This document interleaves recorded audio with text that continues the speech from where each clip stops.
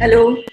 Hello, Rishabh. Hi, Welcome. thank Welcome to you. Jagged with Jasravee. It's an honor to have you here. And It's an honor Jagged, to be here. Till thank I get jagged with Jasravee. you. Okay.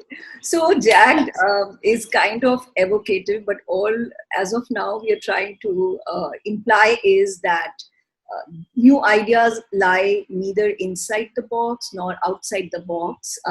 Mostly, they are at the edge of the box. So, conversations at the edge with thought leader Mr. Rishabha Nayyar. That's the whole thing. And viewers, before we go ahead and take Rishabh's views, I want to tell you a little bit about him. He has 17 years of corporate and entrepreneurial experience. He's been part of the brand building and communication story of more than 50 different brands, Indian category leaders, disruptors, even startups. He set up and led a business management school at a very young age. He's worked as an independent brand consultant.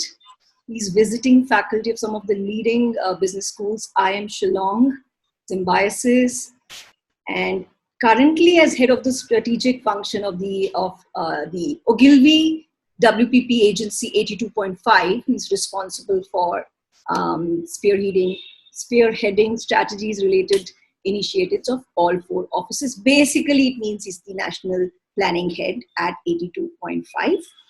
And if we start looking at his achievements and things that he has done in his career, I mean, there's going to be a long list. So I will No, no. just pick Please up. don't embarrass me so much, Jasravee. We'll skip all. Yeah, you'll very soon see that he is humble and modest. So, um, Rishabh, do you want to say anything apart from the fact No, that no. you have Happy to be here. Happy to be here. I never thought I'd be on a podcast, but yes, thanks to friends like you, I get an opportunity. So happy to be here and looking forward to our chat. Okay, great.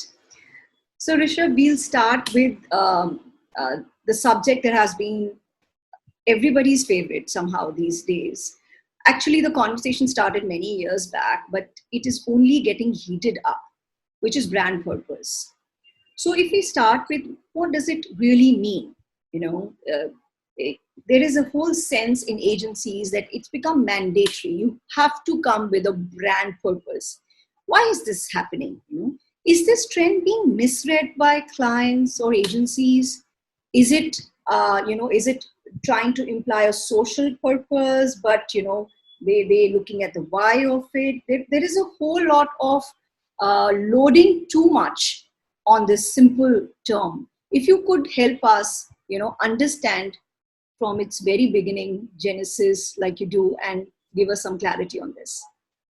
Sure. I'm going to try and give my views. I think purpose is one of those very debated topics, and everyone has a take, everyone has a view, and then, we can keep chatting about it. See, I just feel before we get into brand purpose, now let's probably take a step back and just look at the term purpose itself. I'm saying if you look at purpose as just a word, it's something which is what? Perhaps as old as the existence of mankind, right? I mean, if you look at Adam and Eve, I mean, they had some purpose, and therefore, they bit into that forbidden fruit. God perhaps also had some purpose, and therefore was denying them, that fruit. And therefore, if you look at it from a simplistic point of view, all of us have some purpose or the other, right? I mean, at the end of the day, what is the definition of purpose? It's just your resolve or determination for doing something, that kind of gives you reason, gives you a drive, gives you direction in life, and therefore everything's got purpose. I mean, every human being's got purpose. And therefore, naturally, when businesses came into existence, businesses were started, they also had a purpose. And Right. obviously, to start with, every business had its own purpose, and largely the purpose was about serving a certain need of the society, serving a certain consumer need, making certain amounts of profit for oneself. And that's the larger purpose, which would never have been spoken about. Like, no one would have said, okay, this brand's purpose is to do this. You would largely talk about, okay, this is the benefit of the brand, and this is what it does. But behind it, there was purpose. But at that stage, purpose hadn't started making it to conversations, right? Then then we move into, say, maybe a couple of decades ahead of that, right? What started happening, there was this whole movement of saying, look, these brands benefit from the society. They kind of, they feed off the society, but what do they give back to the society, right? That narrative started happening. A lot of social conversation started happening that, okay, should brands have such a, capitalistic view about, what they do, which is just make profits from the society, or do they need to be somewhere responsible for also giving back to the society that they're very much a part of?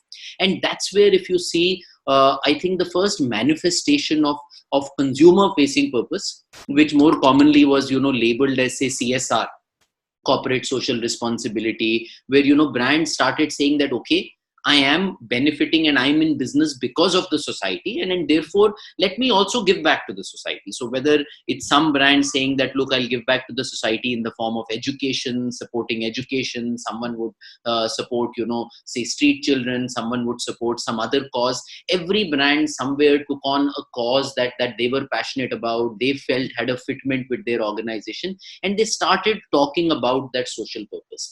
But even if you see at this stage, this kind of a purpose was largely the remit of the HR department, right? You typically see the HR guy driving this kind of a purpose. He'd perhaps on a 15th August or on a 26th January do something around it. One number would happen, one photography would happen, one PR would happen, corp communication would happen and all. Still, purpose was very far away from marketing as a whole. Marketing was still doing its conventional marketing, benefit-led, functional, emotional, etc. However, now we move again, say, a couple of decades ahead, right? Suddenly you see that marketing started taking interest in purpose. And why did that happen? And according to me, and this is entirely my read, I feel there are two things that came together. I think at one stage, if you look at it classically, we've always told ourselves that marketing is about understanding the consumer and somewhere being in the service of the consumer. I think slowly as a society, if you see, more and more people started to look for more meaningful purposes in their life, right? I mean, suddenly as a society, no longer were we happy just saying that, okay, look, this is what I do. I have a job. I go and earn money. I therefore live. I look after my family. What's my larger purpose, right? Is my larger purpose to make a difference? Is my larger purpose to give back? Is my larger purpose to bring about a cultural change? And therefore, as a society, if you see, as generations, we started somewhere searching for purpose. And the minute that started happening, I think somewhere marketeers started sniffing an opportunity, because, in true marketing style, in terms of being with the consumer, perhaps being ahead of the consumer, they saw that opportunity. They saw the opportunity that, consumers are seeking something deeper in their lives. They are wanting a larger resolve to have in their lives. And therefore they realize the opportunity that why can't brands offer them that? And that's why if you look at some of the classic brands that would classically come to mind, which took on a larger purpose and so on and so forth, that's where I feel brand purpose first came into being, right? And therefore the whole conversation started moving into, don't buy a brand, buy into a brand, right? And when I'm saying buy into a brand, if you think about a lot of brands that you and I are passionate about, like one of the things which I really find interesting as a piece of trivia is that apparently the Harley Davidson logo is one of the most tattooed logos in the world, apart from the cross, which is the religious symbol, right?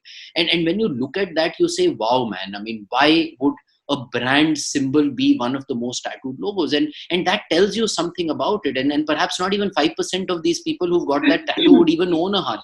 But what it's telling you is that somewhere this is a group of people who are buying into a larger philosophy, a larger movement which the brand is championing, right? And that's where, purpose, I feel, started coming into marketing, and it no longer remained just a CSR play. And therefore, I think each and every brand started defining its purpose. And for me, that's where the evolution happened. And from there, I think, to answer the next part of your question, that where are we today? Look, I personally feel that every brand does need to have purpose. For me, I think purpose in life is like putting destination into Google Maps. You've got to put out where are you headed, what is it that you're doing it for. Otherwise, where is direction going to come from, where are choices going to be led out of? So I don't think there's a choice of saying, do I have a purpose or not? I do need to, because I am as much a part of the society, a citizen of the society, as any person is. But I think the choice is about, is that a purpose that drives me, or is that a purpose that becomes an advertising tool? And I think that's where the piece that you're talking about, saying, are some brands, instead of driving purposes, somewhere beginning to misuse purpose? Maybe that's where some of that bit is beginning to happen. Exactly. That's what I feel.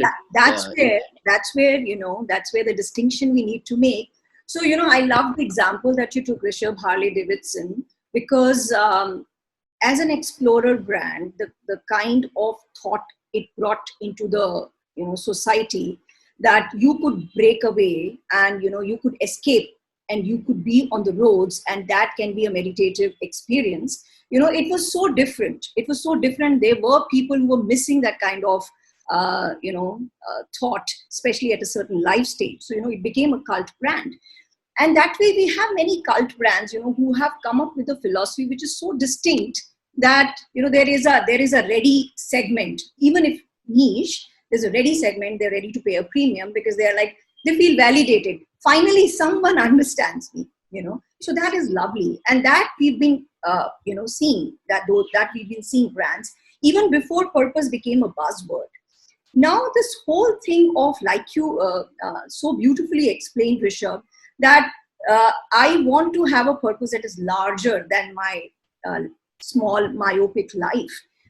Just like it is happening in society, where everyone is trying to reach out for something bigger in their life, and marketers are trying to tap into that ethos. Still, like you said, sometimes they're getting it right, and sometimes it's downright abuse. It's even a lower form of selling than normal selling, because you are claiming something that you're very, very far away from, and using that, you want consumers to prefer your brand. So keeping that context in mind, could you tell us, could you take some definitive examples? When are brands getting it right? What factors do that? When are brands just trying to abuse it and, getting it wrong? Yeah. No, let's chat about that. And of course, we can always debate in terms of right or wrong, because, I guess the ones who we feel might be getting it wrong will probably strongly disagree with us. See, I feel now, fundamentally, when you look at brand purpose, like I started by saying that every brand needs to have a purpose. I am not sure that every brand needs to communicate that purpose. I think one of the distinctions we need to draw is that purpose is a goalpost which should drive your actions as a brand, right? And that's what it's meant to do. And it like I love the example of, if you look at, say, a brand like Apple, right? It's an iconic brand. We all talk about it and so on and so forth. Apple has a purpose of saying that somewhere my purpose is to kind of, unlock the creativity inside each and every person. But that's not their advertising, right? They don't put out ads saying, I will unlock the creativity inside you, because that's not required. They're saying that's the reason, that's the guiding light for us to develop our products. So when I develop an iPhone, when I give you a phone in your hand, that should unlock the photographer in you, that should unlock the lyricist in you, that should unlock the singer in you, that should unlock the videographer in you. And that's what Apple products really do. If you think about it, it's amazing how each one of us, given an Apple product in our hand, can do so much today, right? And where all of us are talking about being extremely creative people, but that's a brand actually bringing its purpose to life. The advertising is still shot on iPhone. The advertising is not, I will make you, help you do this, right? And for me, I think that for me is, I think, the most idealized form of purpose, which is let the purpose drive your products, drive your actions, and you don't need to communicate the purpose, right? At the second level, I've seen that there are brands that, they do something about their purpose. The purpose asks you to do a certain act, and therefore they communicate it, but it's still not a communication piece. Like look at this brand like Tom's, right, where Tom's talks about one for one, right, which is a simple piece of saying every time you're picking up a Tom's shoe, there is another pair that's being given to someone who's perhaps otherwise struggling to pick up a shoe. Now that's fair, because that's still getting communicated to me as an audience, saying, look, this is what the change that you can bring about when you pick up a Tom shoe. It's still not getting communicated as Toms were doing this, and then so on and so forth. But at the third level, you'll find there are brands which are just communicating something which is, okay, let's change this, let's do this, or let's not do this, and then so on and so forth. And many a times I think that's where the problem is the biggest, right? That's where I think the term that you use, which is downright abuse, because I think what tends to happen, right? Like without getting into names of brands, I mean, look at when a brand talks about the fact that I will give you the ability to make an identity for yourself, right? And there are at least half a dozen FMCG brands which today are landing this purpose in one way or the other, saying we will give you the confidence, we will give you the ability, we will give you the time. You woman who's at home not making your identity, you go and make your identity. I mean, first of all, someone's got to turn around and say, look, who are you? And what's the role you're playing? I mean, and how can you really do that? I mean, are you really telling me that you're a brand that helps me you're an oil brand that helps me cook in the kitchen, and you're going to help me form my identity? You're going to give me the confidence, and so on and so forth. And I think that's where somewhere, I think as marketeers, we've got to collectively step back. And I think all of us are guilty of doing some of these pieces, including me. I think we've got to step back and say, look, is this a purpose where we're really going to have a credible role to play? Or am I just taking a stance from a preachy point of view just to be able to kind of become salient, be able to create impact, and be able to sell products? Because the minute you're doing that, the fundamental of a purpose, which is to drive a larger socio-cultural change, that fundamental is lost, because suddenly you've actually started looking at purpose as a proposition, right? And that's where I think somewhere purpose doesn't end up working. Like for me, I think when I look at pieces like Help a Child Reach 5, for me, I think it works very well, because for me, it's clean as a brand, right? You do very, very hard-working advertising where you put a guy in a lab coat, he comes home, he talks about how it's the problem of the soap, he changes the soap. That's your advertising. I get it. But at the same time, when you talk to me about a village that you've adopted, and you talk to me about how there are lakhs and lakhs of kids who are not able to reach the age of 5, and a simple act of hand washing can do that, and you're adopting the village is a step in that direction, I vibe with you as a person, because somewhere I'm saying, look, you're making a difference, and therefore let me also help in the way that I can. But I think the moment you start linking the two, the moment you start trying to draw from there and try and sell more soaps for yourself, I think that's where it becomes a little blurred. That's where it starts seeming like abuse. And I think that's what you've got to keep in mind. I think purpose has to be consumer out. And the moment it starts becoming brand out, the moment you can start seeing the sales pitch in it, I think that's where it starts becoming hollow. And that's where I think it does more damage than good. And then that's where I feel that downright abuse is happening. Beautifully explained, Rishabh. Yeah, beautifully explained, Rishabh. Somewhere you also, so two key things that, threads that we will take forward. One is that when it becomes too large a mantle to profess, that it loses credibility. First, the intention itself is wrong, that you cannot carry it, but you're professing it. And then it's not even a change that is integral to what you offer. So two very, very key evaluation parameters: that are you integral to that change, and is it credible for you to be able to say that? Thank you. And along with that, when you said that, even one campaign. So I think that 5 years campaign is for Lifebuoy. Yeah. Yes, Help a Child Reach 5. Yes, Help a Child Reach 5. Now that has got it world fame, international acknowledgement, because it's really, really made a difference. Year on year, analysis has shown that the number of deaths has gone down, and the entire attitude to hygiene has changed.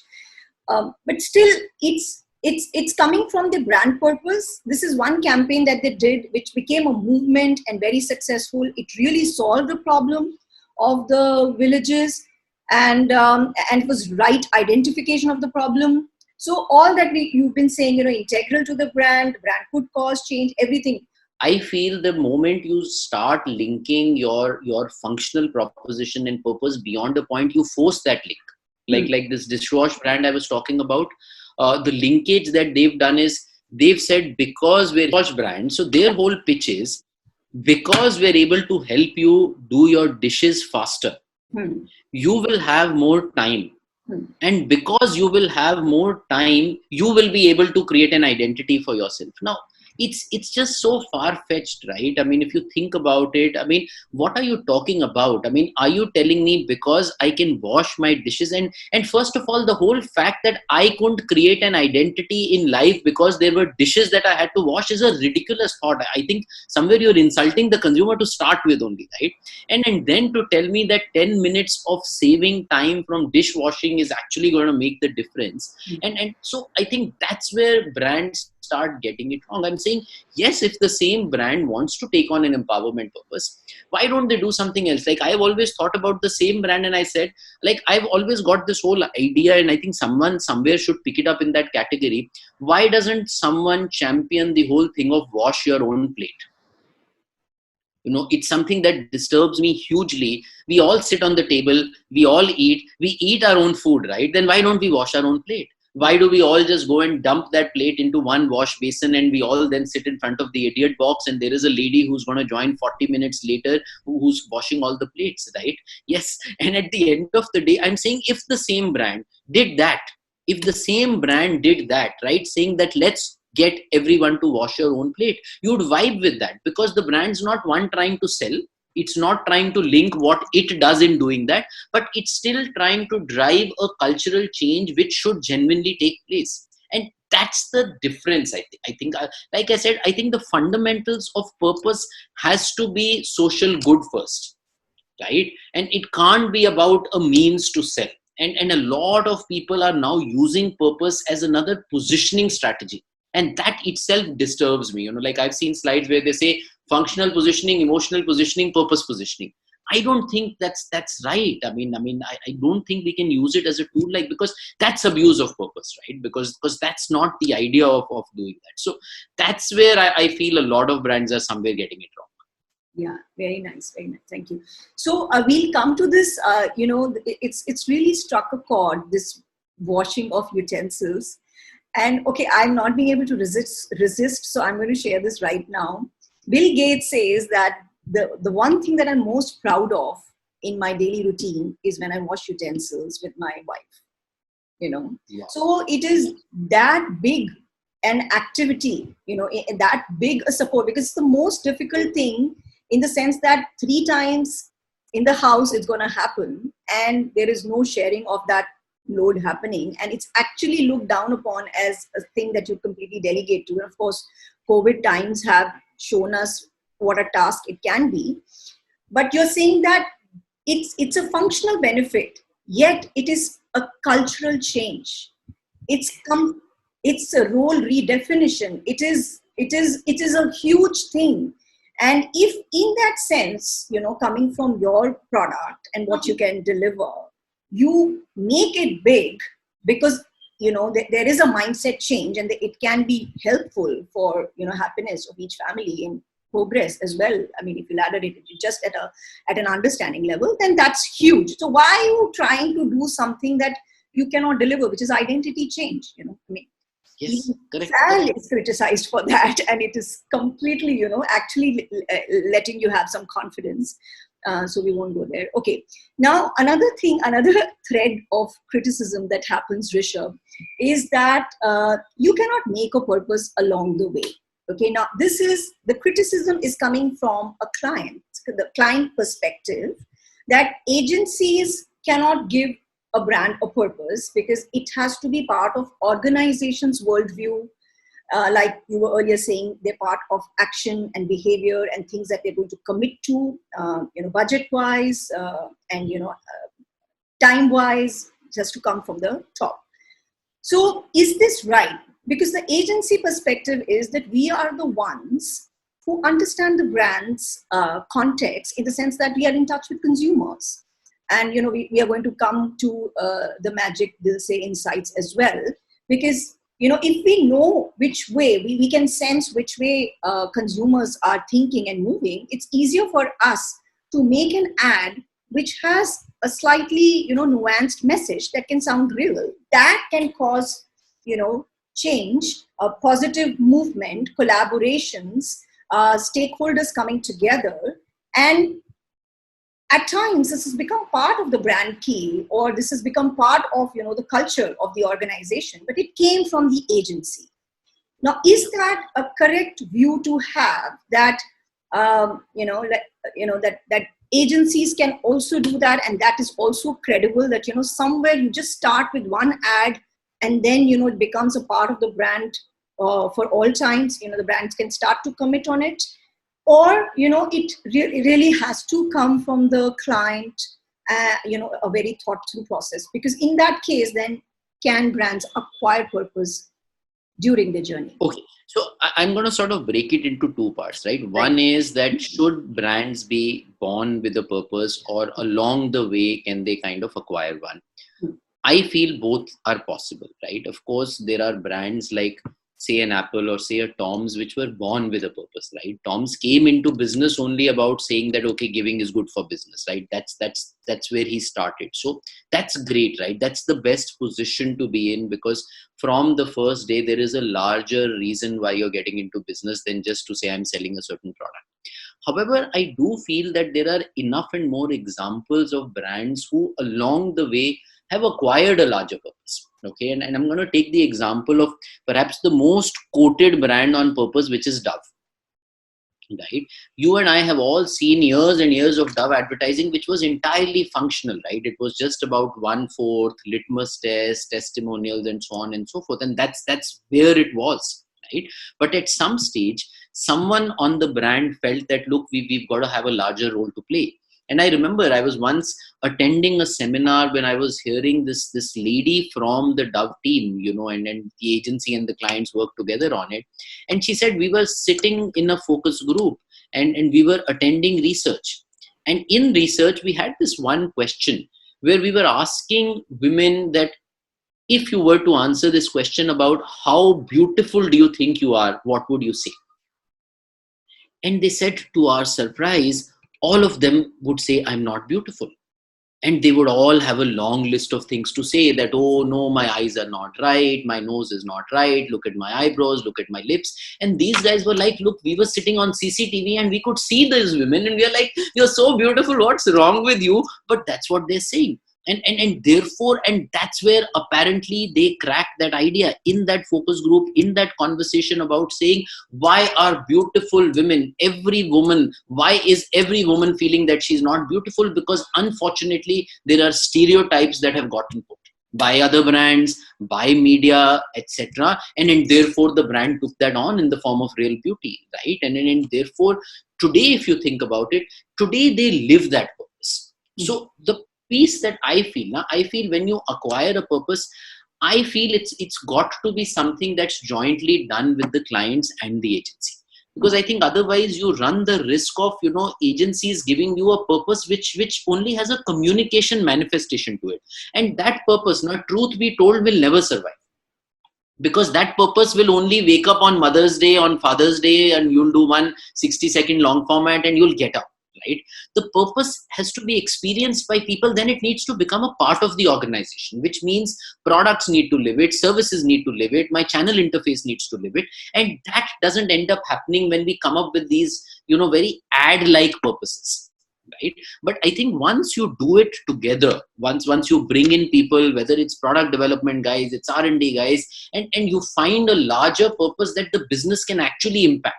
I think the test that all of us have to put our purpose through is, it's not something that can only translate into an ad. In fact, that's the last thing we should want out of. Right? I think purpose has to be experienced by people rather than getting advertised. I think the moment that happens, like take Dove only for example, and then let's take forward the Dove piece. I love the piece that Dove has done on, when they were launching their anti-aging range. Everyone talks about anti-aging. Everyone calls it anti-aging. They were the first brand who labeled it as pro-aging. Pro-aging, right? Look at what a simple, beautiful thought. They said, why is it called anti-aging? What's wrong with aging? I mean, it's a good thing. It's natural. It's something we should embrace. It's something we should enjoy. Why should we be anti it? So it's pro-aging. It's the same kind of product, but it's saying celebrate as you grow old. And therefore even the advertising is not about women looking young. It's about celebrating women looking old.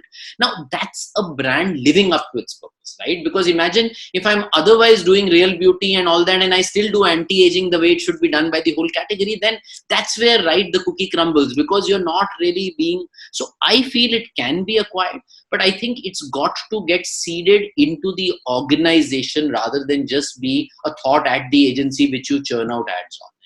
And if that doesn't happen, and that's I think a test that every purpose has to be put through, because many a times you'll realize that you come up with purposes which can only make for ads, and they can't do anything beyond. And I think that's where a problem arises. Beautifully illustrated and explained. So the very reason I think the brands moved to a purpose was that something that is very large that I can act on, my behavior will show, I can commit to, it kind of integrates everything I do and will show through everything. But then if it again stays just to communication, it becomes lip service. And I really like that you should be able to experience the purpose of a brand. That's when it's coming true, Like I can experience Rishabh's purpose right now, like to some extent. The other, so Dove has done it right. And I think the beauty, it's so powerful in its, the life that it has taken. It's wiping off insecurities with beauty, which is so inherent in a woman anyways, and the culture and the stereotypes and the norms reinforce it and does so much harm. So great, they took something that has caused real change, right? Positive change. Correct. Other criticism that happens, Rishabh, is here's a Unilever which brings a Fal and which brings a Dove. And a Fal is reinforcing fairness as a stereotype, and Dove is saying real beauty. So, okay, fine. Even if Dove is doing a great job, how sincere is Unilever in not trying to exploit vulnerabilities and insecurities? Just some time back, this whole Glow and Lovely thing had come about. And I know you worked on the brand. I've also worked on the brand briefly. You had a longer stint with the brand. So it's very difficult, to speak against the brand because it's actually done a lot of good as well. And, it's tried to walk the purpose also. And you have been associated with that. So how does an organization resolve this? Because Unilever is actually doing a lot of work, which is very cutting edge in terms of, enforcing cultural change. I would say enforcing and not even, triggering or driving. So how do you think, at the organizational level, how does a Unilever resolve this? And also, if you feel there are organizations like Nestle, Unilever, Patagonia, who are doing it right, or, they're kind of struggling because this is like a new paradigm that has just come out. Sure. Look, see, I think the challenge when you look at a Fal, and I know that's the one that always keeps getting debated. See, I personally feel that, and I've worked on, Fal across 2 stints, and in fact, I joined on the business when they had done that ad, which kind of made for a lot of controversy in media, which was that "Kaash hamare beta hota," right? Which was that air hostess ad where the father said "Kaash hamare beta hota." Iconic ad as well. Yes. And the reality is that, over the years, it's not like they haven't done. See, what is their purpose? Their purpose is to help women change their destiny, right? They talk to a certain segment of women for whom opportunities, means have always been limited, right? And therefore, they've always been trying to support those women. Now, the reality is, if you look at the kind of work Fair and Lovely does at a grassroots level, they are actually doing a lot of work which is driving genuine change also. Like, I remember we used to have this whole thing called the Fair and Lovely Foundation, which still exists. which has scholarships which it gives out. It has career fairs that it does. It goes into school level, it goes into college level, it tries to change those things. I just feel all of that good work gets undone because you put out an ad which says if you're fair, you're successful. Right, that's the problem. And that's the problem, right? I don't think when I tell you that, okay, a brand is giving scholarships, a brand is giving career guidance, a brand is going at college level and helping, you'll only say very good, right? But still what you'll question is saying, but still, why is the brand saying you need to be fair to be successful, right? And I think that's the part that somewhere is the tightrope that they have in terms of business versus what they ought to do as the right thing. And I think that's I think the way they've been seeing it is like if you look at, like, I'll tell you a piece that we did this whole piece called Delay Marriage, when I was on the brand in my second stint, right? Delay marriage came from a very real understanding, and this is a statistic which will bother you. We realized that when you look at data in the 90s, the average age of a woman in India, right, was about 18 years, 9 months, as early as that, right?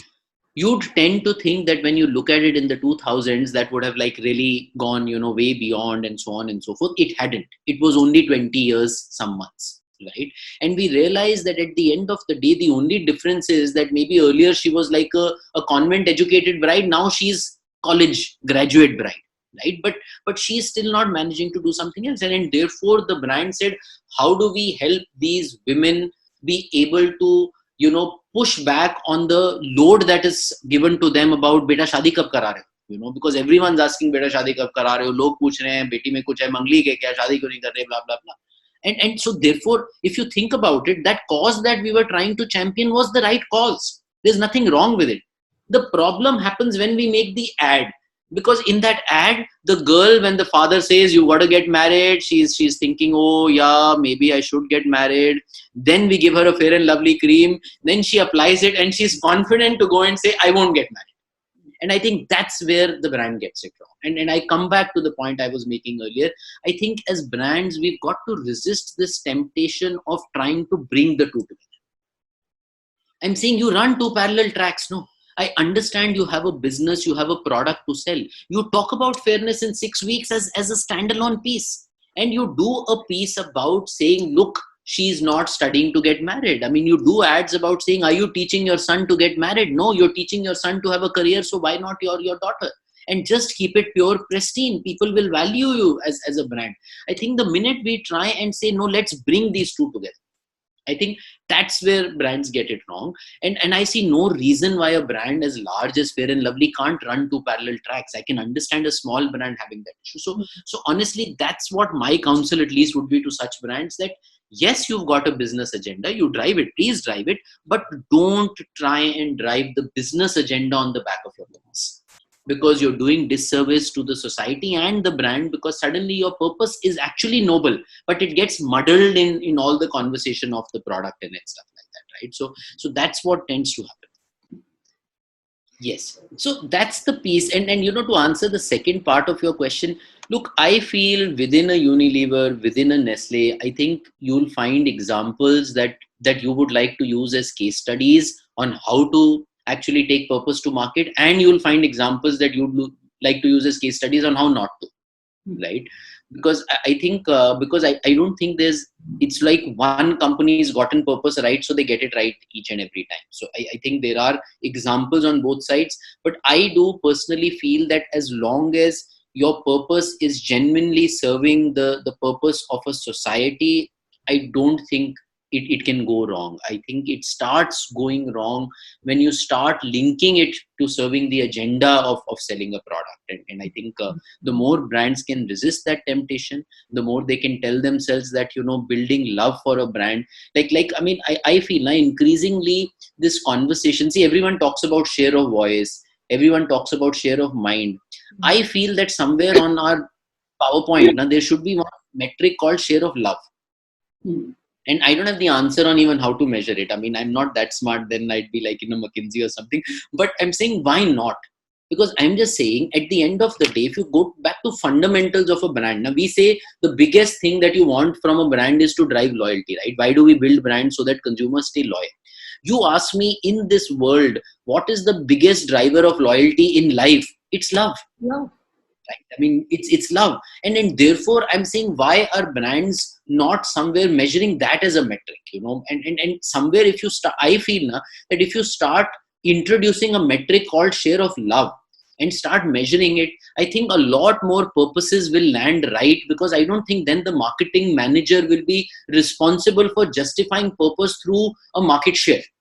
I think that's where the problem is today, right? Because when I do purpose-led communication and I go back to my CEO or even more difficult, my CFO, and he says, look, you've spent these 25 crores on running this purpose campaign. How do you justify it? I can't justify it in terms of market share. And he's got to realize that it's love, which in turn will translate into loyalty, but I can't put a metric to it. And that, I think, forces people to start introducing products in it. We've all made those mistakes. We've all done that kind of stuff. But I think that's the challenge.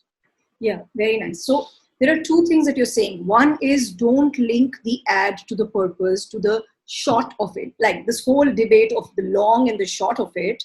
And especially today, when the consumer is so savvy that he's anyways going to look through what you're doing, and he's anyways going to know everything that you're doing, you can very well, choose the medium that is going to carry the credible message. And overall, it can be an integrated experience of the brand that the consumer can opt in, like you said, opt into your brand for what you stand for, what you walk the talk for. And the other thing you're saying is that the long of it, like the short of it is, yes, the sales, and the long of it can be the ultimate thing of creating brand love. And that, of course, don't measure that in the short of it, because it takes time. It is going to take time. Keep investing in it. If you believe in the purpose, and if you think your customer also believes in that purpose, they're going to come together on it. Like like Patagonia has done. Patagonia, even if we say it's a niche brand, how they started for the love of the outdoors, and everything that they're doing. And now this whole thing of don't buy this jacket, and this recycling that they're doing of jackets, so that, there is less, less wastage. And, just this whole idea of the cyclic economy. And to be able to take that to scale, to do that at a short, thing is one thing, but to do that at scale is a huge commitment. I was reading the case study, the extent that they've gone to, because they believe in it. Now their consumers are so loyal, their communities, they make their communities wherein they, facilitate people getting in touch with organizations who are doing something for some cause that they feel for. So it's become that philosophy that is bringing people together, and even enabling action and further satisfaction for their cause, not just buying from them, So that's the power of the philosophy, and that was the idea of, having a purpose. So yeah, the ad. I totally agree. Absolutely. Like, you gave that example. One that comes to my mind is, I was once putting together a few case studies for like a client meeting on purpose. And I said, okay, let me also pull together a case study on Body Shop. And I started Googling for a campaign on purpose. And I didn't find any campaign. There is no advertising on Body Shop which puts out a purpose. Yet everyone will consider Body Shop as a purpose-led brand. Everyone will talk about that, and so on and so forth. And that for me is a classic example, right? Because your purpose has gotten driven through your experience, your products, everything that you're doing at the back end. You've not even had to make an ad around it. And I think, and that's the world that one should really, versus just making ads around the whole purpose. What do you feel about this thing that, agencies are doing these surveys and using these surveys and, to pitch a purpose to the client? I don't know if this is correct, but I've seen this happen at some small level. But this whole thing is, please fact check for us. So this whole thing of that, consumers will buy brands that have a purpose. And hence, let's have a purpose. Now, of course, purpose is being misread, and we're talking about it. But the other thing that like Aaron Hurst has written an entire book. His uncle had written about information economy, and now he's written a book about purpose economy.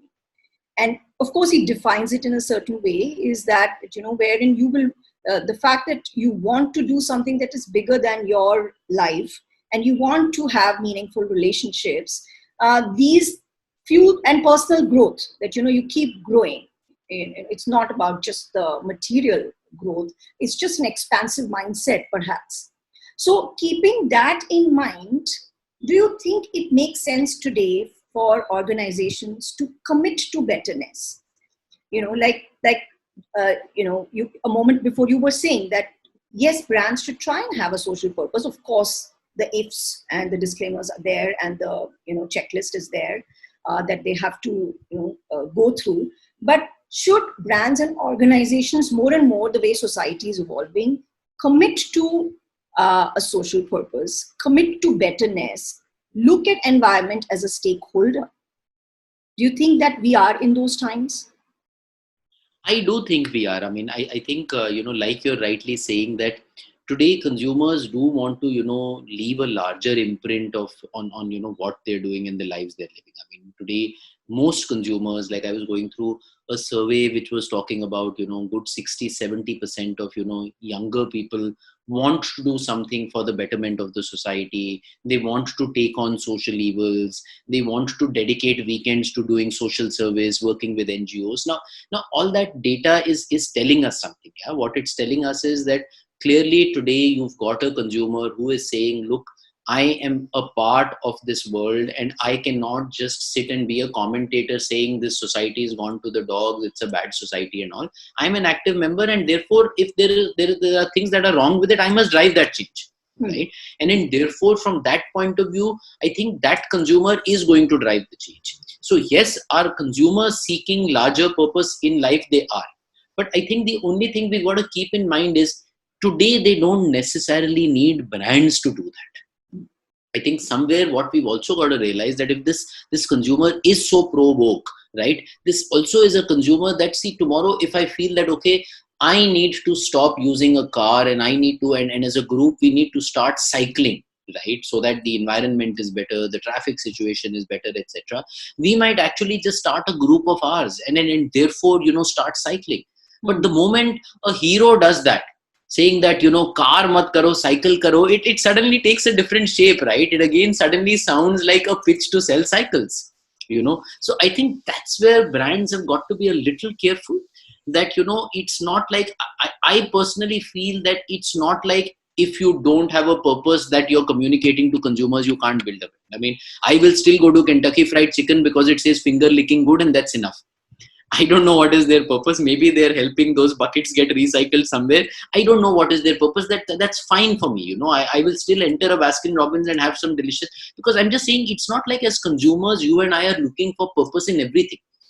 So I think somewhere as brands, we've got to be authentic about it. Yes, if there is a larger societal change that we are willing to invest behind and champion, that we should take on. But at the same time, if we feel no, our focus has got to be selling and we're trying to leverage purpose to try and sell products, I don't think that's going to work in this day and age anymore. I think increasingly consumers are seeing through that, and they're beginning to criticize it, and therefore, I think it does more damage than good. Yeah, crystal clear. So with that, Rishabh, let's sum up 5 factors, if you had to mention, how brands should dabble with purpose. What would be the 5 factors? Super. I'm going to try and see if I can hit 5. This is, I think, the thing all of us love as planners. Now we say 5, 7, 10, and like I can visualize myself as a planner. I've already started the title slide of saying 10 things you should change, and आप 8th पे आके आप अटक जाते हो. So okay. So I think first thing that I would definitely say is ask yourself what is the primary motivation for taking on a purpose as a brand. I think if you say I'm trying to take on a purpose because that is going to be my only tool to differentiation, my counsel is then don't do it. Because then you're trying to use purpose as one marketing tool and you're not giving it the sort of gravitas that it deserves. So I think that's the first thing, that what is your reason? If your reason is the fact that yes, you want to make a real difference to the society, to the culture, etc. And when I'm saying real difference, I'm not saying everyone's got to solve for world peace. I'm not saying everyone's got to solve for pollution. I mean, some brands can even take on the purpose, like, I mean, I find even Tinder saying adulting can wait to be purposeful, right? But the point is, are you really looking at making a difference, championing a change, versus is it just a tool for differentiation? I think that's the first thing. Second, I think somewhere you've got to ask yourself that, is that change that you're wanting to bring about, is it something that is universally sought by the audience? Like, at times I really wonder when I look at some of these campaigns. Like, I recently saw this outdoor, okay, there's this outdoor which the woman's face is covered by a dosa, and first I couldn't even figure that what is happening, and then you read the line below and you realize that it's saying, is cooking holding back your identity?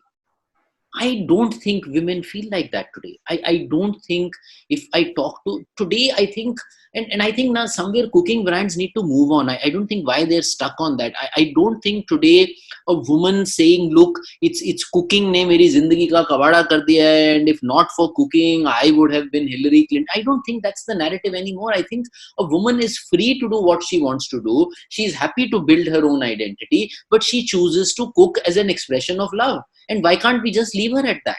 And therefore, I think some of these manufactured purposes, which are manufacturing or trying to inject a tension which probably doesn't even exist. So that's the second point that I would have, saying that, how do you do it? Okay. I think the third thing that I will try and keep in mind is it something that I can credibly play a role in? I go back to that dishwash brand saying, I'll help you form an identity. Sir, I'm sorry, I can't understand how a bar is going to help me create an identity. So that's, I think, the third thing that I would look at, saying, is it just something that I will say hawa mein, and I will just say it like a jumla, as they say that, okay, Modi ji jumle phekte rehte hain. That I don't think works in this world. So therefore, is there a real difference that you can make?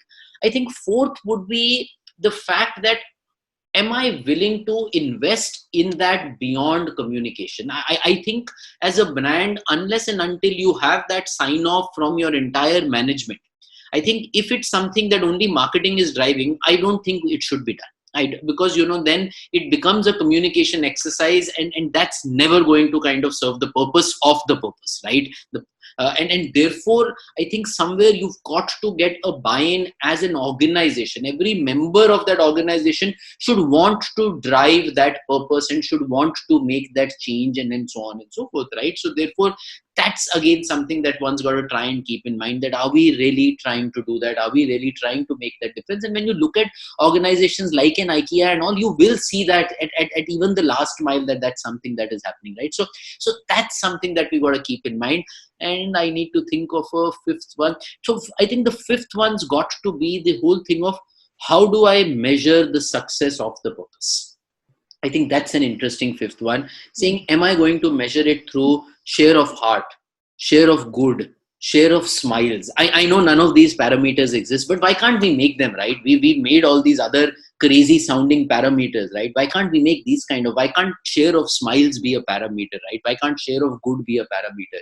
And then measure these, because I think the moment you put them back to the traditional parameters, you're always going to be in a situation where you're kind of defensive about what your purpose is trying to do. Yeah. So I hit 5. I managed 5. Okay. So those are the 5. Super. So, what I love about how you've summed it up, Rishabh, is that the fact that there is an acknowledgement of the fact that brand is one part of the whole, system. This whole machine that is working to make an offering to the consumer, brand is one part of it. And what it can do, don't overload it, or don't, weigh it down with something that the other parts of the machinery are not going to deliver. So every part, so the entire organization commits to it. It has to be credible. You've understood the consumer. Are you going to commit to it for the longer time in every which way? And are you going to be accountable? Are you going to measure it? So brilliant. I think everybody who's listening to this, पंडे थोड़े clear हो गए होंगे. You know, this is I something hope that, you know, it's getting resolved, that, you know, what not to do and what to do. Even if you aspire to have a purpose, make sure, you know, these check boxes are ticked off. Okay, now there's another aspect that we are moving to now, Rishabh, which is again, you know, a pet peeve, if I can say. It's troubling planners, it's troubling researchers, it's troubling organizations, because something suddenly has happened. The data has become big. You know, it's like with a bang, the data is big. I'll take a little anecdote, you know, to kind of, share the dilemma that I'm sure, you know, you help us, understand and resolve further. Now, here is this, and this is some years back, but it became viral. You know, here is this Chinese lady who did lots of ethnographies, comes back and tells, "Hello, I am at the cusp of a wave that is coming. I'm giving you real life stories, insights. It can't get more real than this. A new wave of smartphones is coming. They don't want anything else. They want a good smartphone. They don't want durables. You know, this is real." And she had stories and stories and stories to tell. And Nokia turned around and said, "It's not showing anywhere. I've tons of data, so much modeling. Look at the scale. It's not showing anywhere." And she kept saying, she pitched it and persuaded that how will it show in the data? This data is only going to tell you behavior. This only is going to tell you past trends. What is just coming up? How is this data going to show you? But they did not listen to her. And then, of course, we know what happened. The smart wave and Nokia is not there. So this is just one example of how, the insights coming from the consumer thick context, how important they are. So is this a real challenge that's happening, where there's a lot of emphasis and celebration of big data, but as counter name has emerged, thick data is not getting its due? And is this really making an impact on how creative process is going on? I think so. I mean, in fact, I always love calling the big data as small data. Okay, because I just feel it's somewhere perhaps not. If you're just talking about volume, yes, it's big, but I don't think volume should be the metric. It should be the impact, and I'm not sure that the impact is as big. From a communication point of view, look, I mean, like, see, I feel the challenge that is happening, and I'll kind of tell you because I've been facing this for a while, right? Today, if you think about it, we've got more data than perhaps we can even digest, right? I mean, I think we all need to kind of, keep Hajmula by our side when we're trying to consume data, because that's the quantum of data that we've got, right? I mean, we've got data on, wo banda. I mean, like, when you look at all those jokes, right? That whole thing about saying, don't ask the wife where the man is, ask Uber and they'll know, or ask Google, right? I mean, they're not really jokes. There is enough data for Google to be able to tell me everything and anything, and that is the kind of reality that we have. And we've got data on kind of how they're buying, what they're buying, what are they surfing, where are they going, where are they spending, what are they using, what kind of platforms are they using, what kind of phones are they using, so on and so forth, what's the kind of content they're watching, what's the kind of time they're consuming, and so on and so forth, right? I mean, we've got data on each and everything. But my question, and I'm purely asking from a creative viewpoint, and of course, this data has immense value when you see it from other viewpoints. But I'm going to limit the conversation to the creative viewpoint, because that's the world that we're trying to make a difference in. My question is, if you look at the last couple of years, right? I mean, and this often happens to me, in a lot of these classes that I take. Many a times people say, "Sir, which are the iconic campaigns that you can think of in the last 1 year, 2 years?" And I'm stumped. And I'm like, "Ye kya pooch liya is bande ne," right? And then I say, "Look at Zuzus. Look at Daag Achhe Hain. And then, if there's a bright kid in the class, he'll say, but sir, वो तो 2004 में हुआ था, 2007 में हुआ था. And then you're like, man, I'm in advertising. I'm supposed to be able to tell him these iconic campaigns which have happened in this year or maybe the year before, but why am I not able to think about it? Then you come back home and you say, no, I'm not going to let this happen to me the next time around. Then you sit on your machine and you start Googling campaigns in the last 2 years and you go through trucks and loads of campaigns, and then you realize none of them are campaigns that you think will be iconic. They're just more of stuff that you've seen. And somewhere when you look at that, you say, what is wrong, man?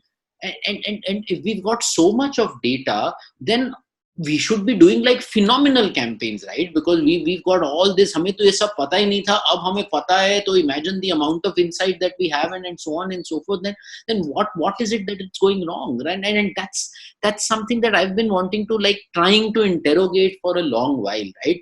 And I feel, and it's completely my view, I again don't have big data to prove that what I'm saying makes sense.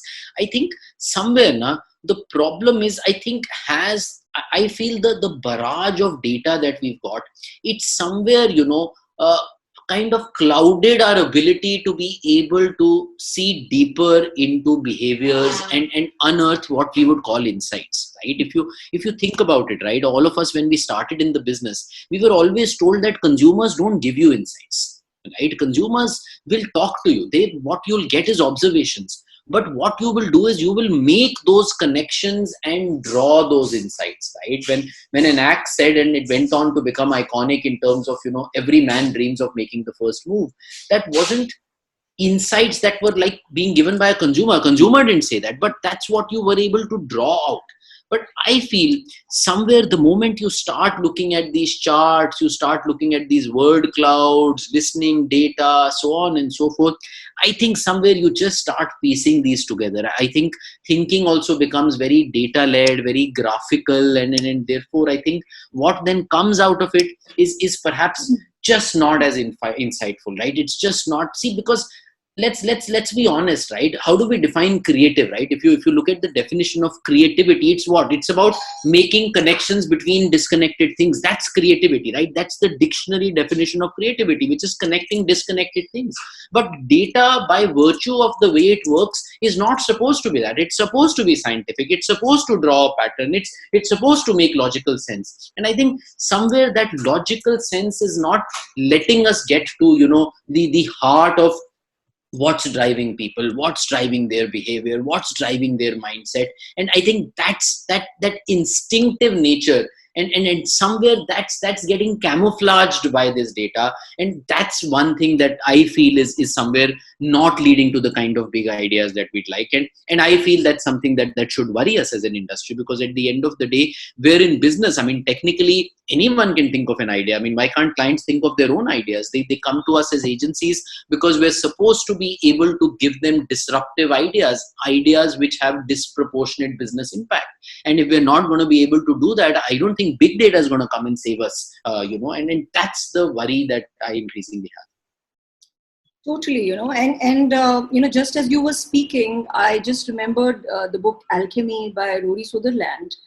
And chapter after chapter after chapter, he's talked about how when they thought beyond and when they stopped thinking actually incrementally and in a straight line, in a linear fashion, that's when they came up with solutions which required less budgets, which required less, investment, and yet solved the situation much better than they could have imagined.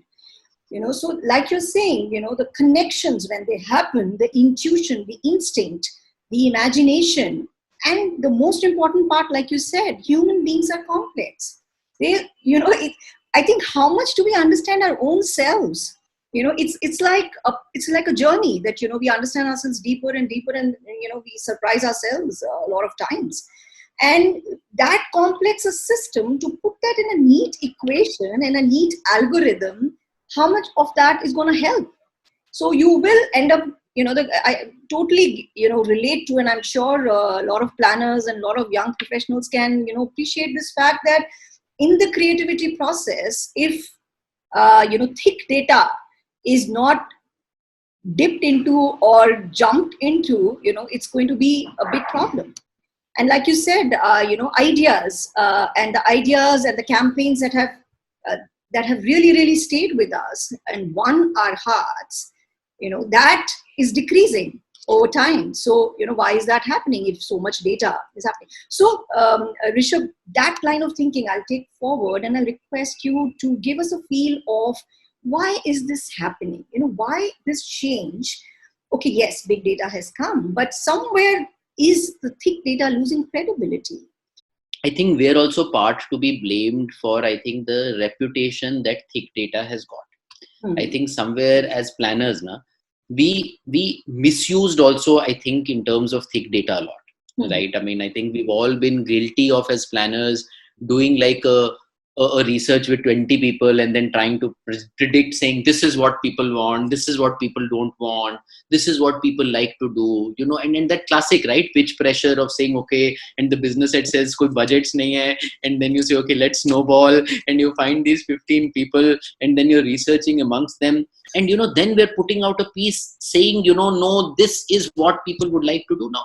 That, I think, increasingly clients have become wary of.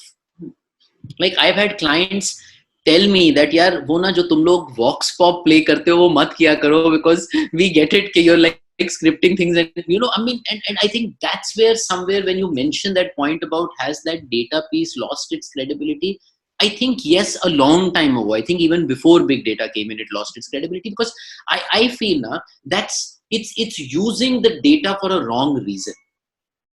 I'm saying at the end of the day, I don't think the immersion that we're doing with consumers, whether it's spending time with at their home, it's about doing ethnographies with them, it's about observing them.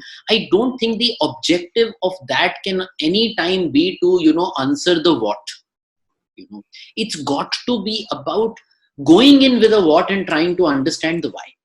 And that, I don't think that's where I think when you bring on the table an insight, I mean, I think when you sort of put on the table an insight which is true, I don't think any client's going to turn around and say, but how many people said that in a group? Like, I'll tell you like one campaign which I thought was brilliant. Tanishq had done this campaign. They were trying to sell diamonds. Okay. And they realized that, at the end of the day, the man has a big role to play, because he's only the guy who's been tasked with gifting all of this, right? So therefore he needs to somewhere be convinced in terms of, gifting. And I think, again, see the insight, and it's not work that I've done, but I think beautifully they got this whole insight of saying that men think that gold is an asset which appreciates and diamond is an asset that depreciates, right? And then therefore, while they're more than happy to buy gold, because BB Kush investment Bikush, diamond is not in the same space, because they're saying, look, this is a depreciating asset, right? And therefore the whole thing about is pay return on investment, and therefore they use that in an ad. So the ad is these two friends, and this one friend is saying, yaar, my wife is na asking me for a diamond, मैं सोच रहा हूँ नहीं दूंगा यार, मतलब diamond तो यार depreciate हो जाता है. And then the other friend says, you know what, मैंने 2 साल पहले अपनी बीवी को हीरा दिया था. And he said, फिर क्या हुआ? He said, उसने हीरा देखा और बहुत देर तक रोती रही. ढक्कन that this guy is saying, फिर क्या हुआ? He says, फिर ना उसने मेरे को हग किया, और इतना टाइटली उसने मुझे कभी नहीं हग किया. He says, फिर, still not getting it. And then he says, वो जो हग था ना, वो है तेरा return on investment, right? And matlab, when I saw that ad, I mean, I could like feel like someone slapping us as men, because look at how insightful it is that, man, every decision in life can't be freaking return on investment. You just, I mean, you've touched such a raw nerve. Now I'm saying, when you get these kind of beautiful pieces now out of research, that appreciating, depreciating asset, which is not something, this is no analytics, no big data is going to land this, right? Because but I don't think anyone's going to ask about the credibility of this, because I think the power of an insight is that when you hear it, it's true, right? And therefore I think that's the point. I think as long as we use this data for the right purpose, and we don't use it for estimation, we don't use it for concluding what is a trend, what is mainstream, what is not, I think that's rubbish that we've gotten away with as planners and we can't get away with anymore, because there's meaningful data in that space. But I think as long as we stay true to the fact that this is about unpeeling that onion and finding that gem inside, which can give that bigger idea, I don't think anyone's seeking credibility there. I think people are seeking authenticity there. That does it strike a chord? Does it ring true? And as long as it does that, I think people will lap it up. Very nice. So it's not a shortcut. It's a different kind of work. Like when you said unpeeling, it's not like, okay, we have 2 weeks and, let's seamlessly put everything together. I remember how you used to use this word, how everything seamlessly comes to that idea, so it's not a shortcut. It is valuing it for what it gives you and using it at the right time. And it's a different kind of work. In fact, the kind of work that is required, it's a skill, it's talent, and it's a lot of softer aspects that go into it. So, very nicely, you've explained this. And when you were saying about this ad, I remembered for everything else, there is MasterCard, that same kind of, feeling I got that, yeah, these things will stay and they are universal. They'll always ring true.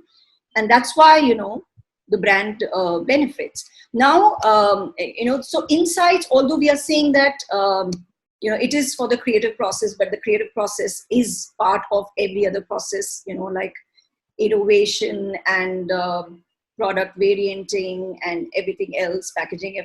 So, do you think that organizations should value thick data in all other aspects of marketing? I know that's what you believe. If you could just elaborate on that. Sure. No, see, absolutely. I think if you look at it now, some of the greatest innovations, even in the product space, right, they've not come because one survey threw up something.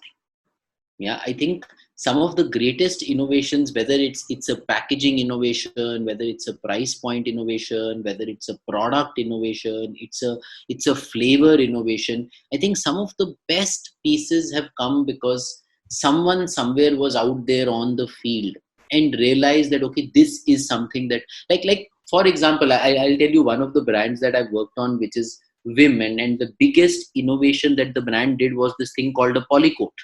Okay, which was this whole thing that what the brand, and it still does that, which is they put actually a coat around the bar apart from the top from where you're supposed to take the bar, right?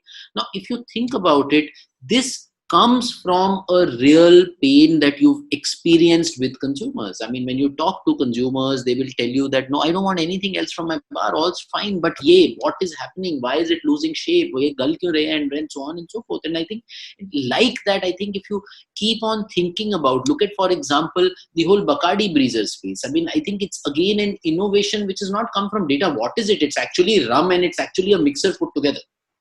But if you think about it, you've kind of redefined what it is. I mean, no one talks about it as rum and coke. I mean, there's rum and coke, but there's a breezer. Like, I mean, I've seen aunts who'll kind of, who you ask saying, what can I fix you as a drink? And she'll say, nah, beta, main to peeti nahi hu and all. And then you say, acha, fir aapko kya do? And then she says, chal, tu insist kar raha hai, to ek breezer de de, right? I mean, it's just managed to, completely deflect that rum conversation and create, because they don't shout rum on that. I mean, so I'm saying again, it's somewhere an understanding of consumers, or that iconic swatch, right? Where the first watch that said it's not a watch, it's a fashion accessory. And after that, if you see the world of watches, I mean, today all of us sit on 5 watches. Why? Because it's not a device anymore. Again, where did this come from? This came from consumer interactions. This came from spending time with the consumer. So I just feel that, some of the biggest insights that we get on any business, I think, come from the fact that when we're spending time with those consumers, when we're understanding their lives, we're understanding their daily challenges, what are they doing, what are they not doing, and so on and so forth. That big idea, Fair and Lovely for Men. I remember I used to be on the business. Where did it come from? It came from the fact that at the end of the day, you were able to pick up instances of closet usership. No data could have reported that. How would any data have captured men using Fair and Lovely? But visits were able to capture that, right? And therefore today, if you see, grooming for men has become a large category. So I think there are endless examples where we're saying thick data is not something that's only, stuff for a 30-second. I think thick data is equally powerful for any form of innovation. And therefore, I think the more we're able to kind of spend time in that, and more organizations are able to invest in that, the more agencies are also able to invest in that, the more value we will get. Yes. And I really love the term you like to use for thick data, which is Dil Se Insights, because really, I mean, these are things that you can feel and experience, and they touch you, they reach you, and it's sometimes difficult to describe the process, but there they are. In the same tone, Rishabh, you have to reimagine the scenario. Perhaps this is the scenario at your 82.5 planning department, but if you had to mandate again 5 things which you would really ensure so that Dil Se Insights, thick insights, get the weightage and the value in the whole creative process. Okay. This is easier for me because I'm already trying to push this, with the planners that work with me, although I'm struggling, and COVID's only made it difficult. So the first thing is, my point is, the planner needs to be less in the office and more in the field. Okay. I feel now it's much like in a marketing company. If you see the sales guy in the office every day, you wonder, boss, what delta are you going to add, because the real value of what you do is out there in the field. I feel the same is true with the planner also, right? Because I'm saying, go back to what is the one line definition of a planner. We say voice of the consumer, right? That's what you do as a post-it definition of a planner. If one is the voice of the consumer, that voice is not going to come to you through your headphones sitting in office, right? I mean, that voice of the consumer is going to come to you when you're with the consumer. And therefore, I think one of the first things that I would do is, I'd almost mandate like consumer hours, right? Like I remember Unilever used to have this whole thing called a consumer passport when we'd all started working in the early 2000, and we'd all be given that. And every time you do consumer connect, and there used to be this rule of 100 hours and all. So I'd probably say around 25 hours a month, I think everyone's got to do. And I'm saying 25 because I'm assuming, like, if in a day you do about 6 hours of connect once you're out on the field, imagine about a day a week. All right, so about 24-25 hours of consumer connect, I think. So I'm saying one day of the week, at least every planner must connect with consumers of brands on the business of which he works. That's one. Second, I feel now the other thing which I think is becoming a bigger issue is, where are we having these conversations? I mean, I'm not a huge fan of the fact, today increasingly clients are also supporting this. And even before COVID times, where clients will say, "Arey, let's do this through a web thing, Blue Jeans pe we can do it, Zoom pe we can do it." I mean, I think somewhere we're thinking that, the only value that we're going to get is what the consumer says. And I think that's not fair. When we go into the home of the consumer, when we go into the environment of the consumer, when I go into that village, मैं तो उसके घर में भी जाऊंगा, मैं उसके घर में और लोगों से भी इंटरेक्ट करूंगा, मैं उसका आंगन भी देखूंगा, मैं उसके नेबर से भी बात करूंगा, मैं उसके कोने की दुकान भी देखूंगा. And therefore, I think this whole thing about going into consumers' natural habitats, their natural environments, I think that's the second thing I would mandate. I don't even know if young planners, how many times have they been to, say, a place like in Unnao. I still remember early days when I was once on this brand called Pepsodent. My client was launching a rural SKU, right? And I was tasked with going to Unnao, and every day I had to drive into Unnao from Lucknow because there wasn't even a hotel to stay in Unnao. But the point is, I would spend a full day, and I spent a week in Unnao, and that I think is again something that I'd mandate. Third would be, this whole thing about the way we interact with consumers. I think somewhere now this way of interacting over the years has also become, I mean, we've become like CBI, that CID kind of way, saying आप कौन सा product use करते हो, आप कौन सा brand use करते हो, ये वाला brand क्यों नहीं use करते हो, 3 things बताओ, इसको marks देने हो 0 to 10. That's not going to get us anything. These are all rehearsed questions, and they get rehearsed answers only, right? And then we say repeat respondent, and all those conversations start happening. I think we've got to stop. In fact, honestly, we should stop using this word only, respondent. I think we should just say people, right? And therefore talk to them like people. And therefore, I think chat with them about their life. their fears, their anxieties, their aspirations. I mean, what's the big shit about knowing about the category? That any which ways our big data uncle's going to tell us a lot. So I think that's the third thing that I would do.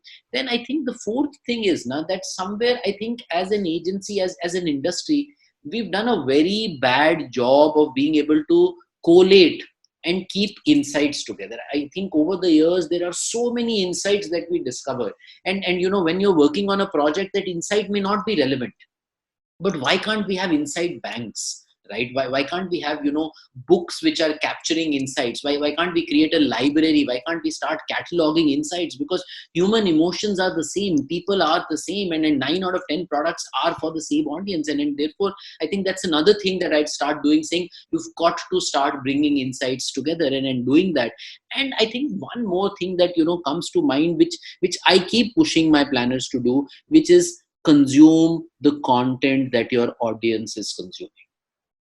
I have a fundamental problem. If you're a planner on Fair and Lovely and you tell me I don't like to watch soaps, I don't like to watch serials on Z and Star, then what's the pulse of the consumer you're going to get? That consumer is not watching Mirzapur, right? And neither is she going to. And then therefore I think again I would push them to say, look, don't get emotional about this. See this as part of your job, see this as part of the immersion, and then therefore have a view on what is happening, because that's where her worldview is coming from. And then so therefore I think these are some of the things, like I said, extremely difficult to implement. I think easy to define, but I've been really struggling to get people to start doing a lot of this, because finally other day-to-day priorities take over. Clients are not always supportive of these kind of practices, but I'd really kind of bring a lot of emphasis on spending time with consumers in their environments, mining insights, tabulating insights, watching content that they like. So yeah, that's 5. Brilliant. And and this is the school that we started from. This is this. I mean, I started with market research, and I went to market research because I was told that you enjoy interacting with people and you're curious about people, etc. And then I figured how big a strength that is. And you're also saying that, and I find this such a big paradox. It's so nice to see you passionate about this, Rishabh. You cannot imagine. I don't have words to be able to express this, because with the business pressures, let's do a shorter version. Let's do a shorter version. Let's do a skimmer version. Let's just take it from the top. That's what's happening. And at the same time, this whole talk about consumers as people, let's get their world, let's get everything. Now, how are you going to talk to a consumer as a real person if you've not gone and experienced the world? And what you're talking about media, I'm so happy to hear you say that, because we did studies wherein the media defined their mindset, same demographic, but the psychographics, a big defining access point for us to understand was the media they were consuming. And if that was different, just showed how what they aspired for was different. So I just hope the younger people and people who are interested in media, marketing, advertising, really appreciate that everything is understanding people. And if you're passionate about it, the more real understanding that you can get, the more respect a planner will get as well. I mean, if we zero in on cyclically to the planner, but every marketing professional will get, because ultimately, that's the difficult part as well. Okay, awesome. So within the humanity, shall we zero in on men then?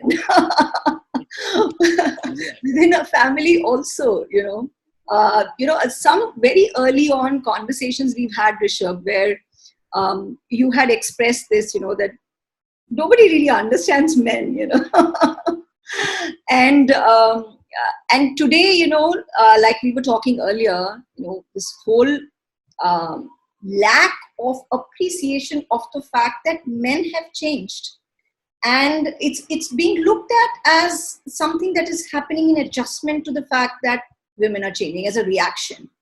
But somewhere, actually we feel that there is something bigger change in the society that's happening. Something we have started valuing different things, and yet there is no, if I could use a strong word, no understanding of how men have really changed, which direction they are moving willingly. So, Rishabh, why don't you tell us about this? Where do you want to start? I leave it up to you.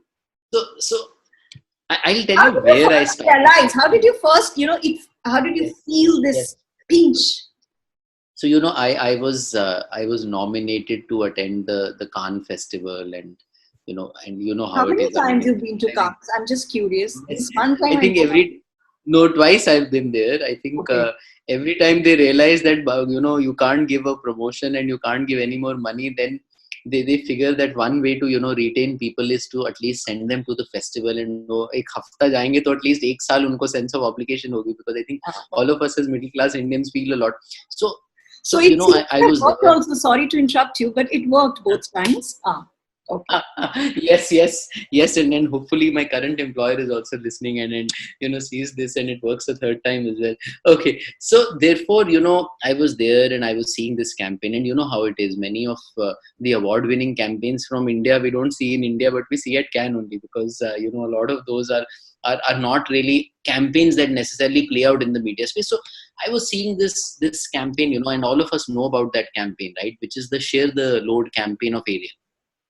Yeah, that whole campaign where the father writes a letter saying, I'm sorry for the example that I set and his father said.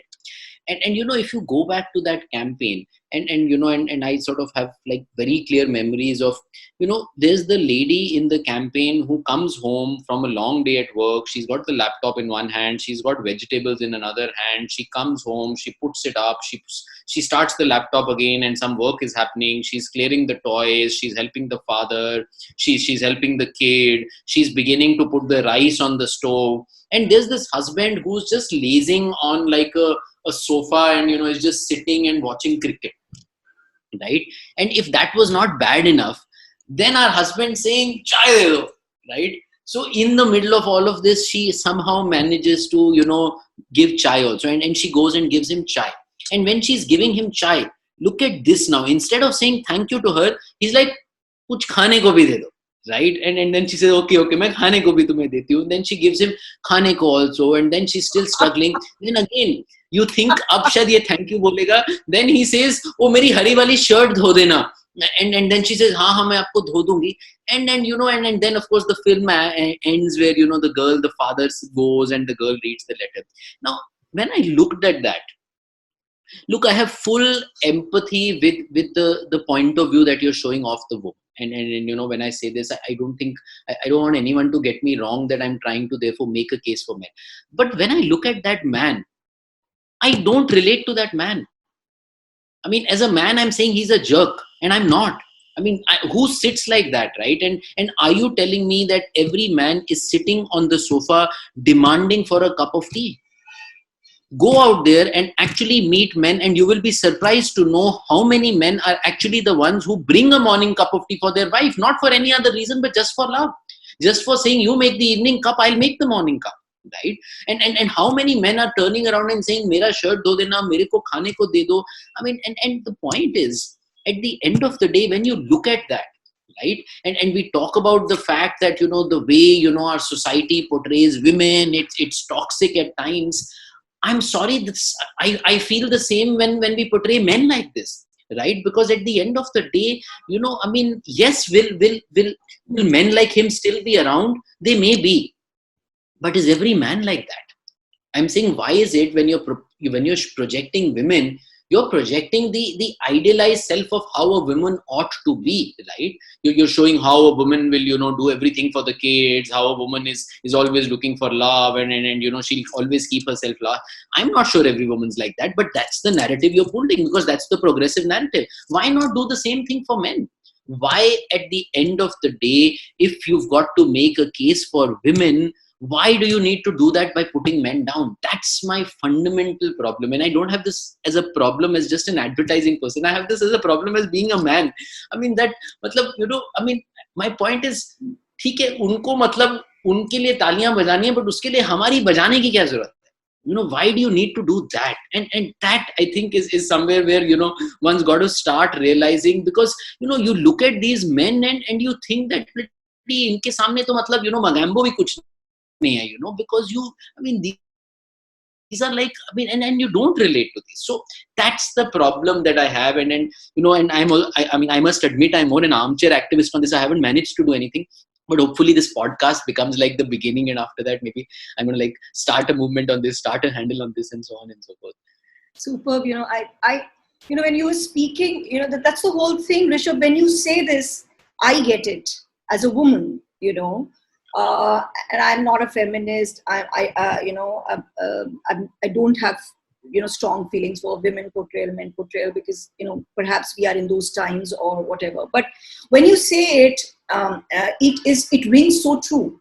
It rings so true that I could see the justified anger behind, because it is harmful to society as well. This kind of a depiction and this kind of reinforcement of a stereotype, when we say, when it comes to women, don't objectify women, don't show women as super women, don't show mothers as the forever giving, sacrificing mothers, their roles have changed, everything has changed. So much understanding has happened since, I would say 20 years since I did my summers in FCB Ulka. I think, there have been studies and there have been articles and deep studies and, analysis of every kind of portrayal that happens, criticism and, celebration, everything is happening. But when it comes to men, you don't find enough stuff happening. And hence the depiction in media is very, very limited and stereotypical. For a moment, would you like to dwell into the kind of depiction that's happening in media that is actually, very, very non-relatable? Yeah, absolutely. See, I think before we even get to that, now I think this whole thing about, the whole thing, like you bring up an interesting fact, right? That when you look at studies for women, there's like tons of data out there. And when you look at the same, if I put in a search term of, evolution of men, and then, how the attitude of men or behavior of men or the value system of men is changing, there's nothing that comes up as search results. And somewhere that itself is a disturbing thing, right? Because if we're actually saying we're studying culture and there are men and women, then, because I think somewhere as a society, we've perhaps told ourselves that, I think first we need to acknowledge that men are changing to then be able to study them. Because I think we're just saying कि ये तो बदल ही नहीं रहा है, तो इसको study भी क्या करना है? मतलब ये तो वही है जो था. And that's where, if you see the narrative, like I always say that, there are these like 4 ways I always say that, you can try and really show a man in advertising. Okay, one is this very macho kind of a man, right? He's very brave, he's very risk taking, he's very adventurous, मतलब Avengers को डर लग सकता है, but इस आदमी को डर नहीं लगता है, he's in that kind of a space, and therefore he's got no fear, he's got no vulnerability, he's got no anxiety. That's one space, right? And again, I mean, real, not at all, right? Then there's this, insensitive man, right? Which is perhaps the way I felt about that guy in the aerial ad, right? A man who's saying, look, I don't care, I'm going to be like that, right? The guy who's almost being suggested as if कि मतलब Mughals चले गए, but ये लोग छोड़ गए, and ये मुगल की औलाद है जिसको लग रहा है मैं अभी भी बादशाह, बादशाह सलामत हूँ, and so on and so forth, and therefore मैं सिर्फ बैठूंगा and बाकी लोग काम करेंगे and all that kind of stuff. Now that's another kind of portrayal that you see. Then you see this whole thing, which is this provider, this endless provider as a man, right? And I always say he's like the male version of Mother India, because this guy is just not thinking of anything else. वो सिर्फ काम करता है, पैसे लाता है, and बच्चे के लिए लगा रहा है, बेटी के लिए लगा रहा है, and बीवी की को खुशी दे रहा है, and he's not supposed to think about himself, he's not supposed to have any likings, he's not supposed to invest a penny on himself, that is that. And the fourth is this nincompoop, this idiot who's a man who can't do anything. तो अगर आप उसको मतलब mixie चलाने को कहोगे तो he'll have tomato all over the kitchen. अगर आप उसको मतलब डाइपर बदलने को कहोगे तो शायद वो बच्चे का डाइपर मतलब उसके सिर पे लगा देगा. And really brands like Huggies diapers have done these kind of crazy ads, right? And therefore I'm saying, look at the description of each of these. I mean, when I'm describing each of these, all of them is seeming like Rishabh's exaggerating the way a man can be, but this is the real narrative. This is advertising. I mean, I challenge a person to come and actually do an analysis of advertising in the last 10, 15 years, and you will be able to slot 80% of advertising in these four buckets. And then therefore we're saying that somewhere, it's this stereotyping that is happening. And in as much as we do hashtag unstereotype for women, and I'm a supporter of that hashtag, but my only submission is stereotypes are stereotypes. I don't think stereotype gender dekh ke hota hai. And in as much as we're trying to unstereotype women, why don't we unstereotype the narrative on men? And therefore, why can't there be 25 narratives on men in advertising? Why is it so simplistic as these four, none of which are real? So that's the problem for me. And what tends to happen, right? One can still argue that, chalo, even if this is happening, what is the problem with this, right? But the problem with this is that, somewhere as a man, you're wanting to undergo transformation, but the social narrative, what you're seeing out there, is not changing, and that leaves you wondering, saying, am I still supposed to be like this? Or at times it even makes you feel that, yaar, main kuch bhi kar lu, mere ko agar society aise hi dekhne wali hai, then I might as well be like that, right? And then therefore somewhere, that's, forget communication, I think it's harming societal progress at a larger level, right? And then therefore that's something that we've got to start talking about, and I think that's a narrative that needs to change. At this point in time, Rishabh, um, we will need to do two things. I will request you to do two things. One is introspect and tell me, from the male community's perspective, why has this continued for so long? Why the activism that exists on the women's side is not happening? Okay, one a given is, for years she has been discriminated against. Nobody was talking about her perspective. So now, of course, bring her diversity everywhere.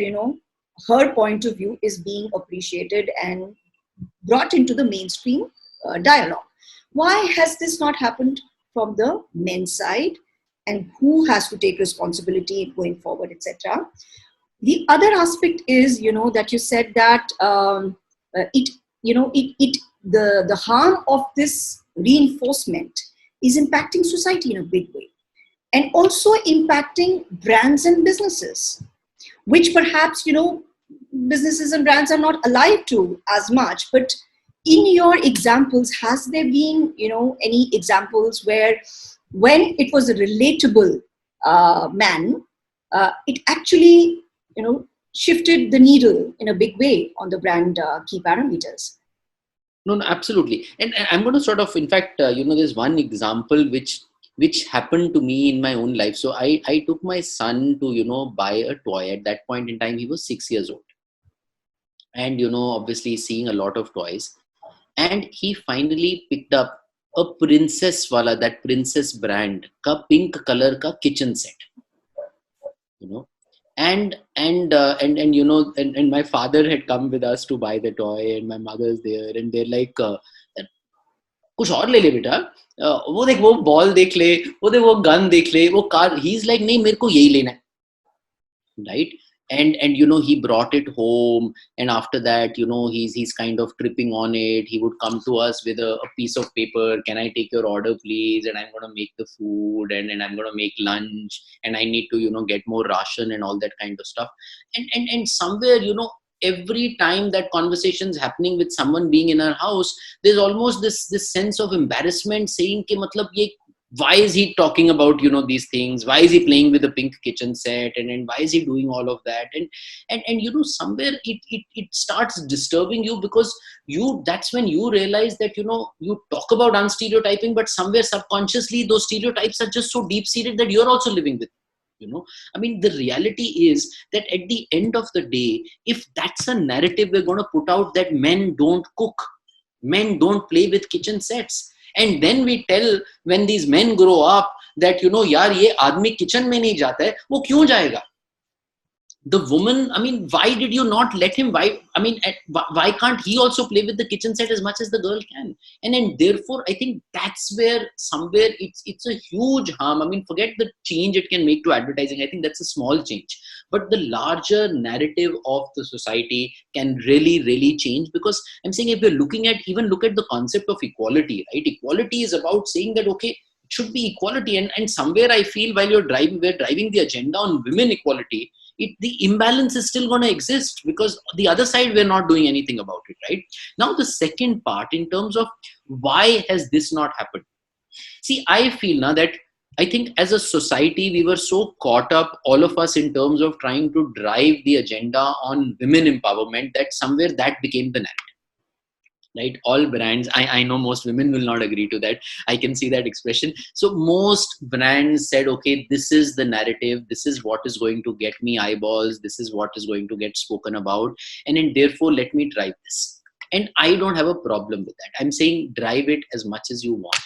But I feel now that fundamentally, to drive an agenda, if you've actually got to put someone down, I think that's where the problem is. I think what is becoming the like, look at that Fair and Lovely ad that I spoke to you about, right? That marriage wala ad.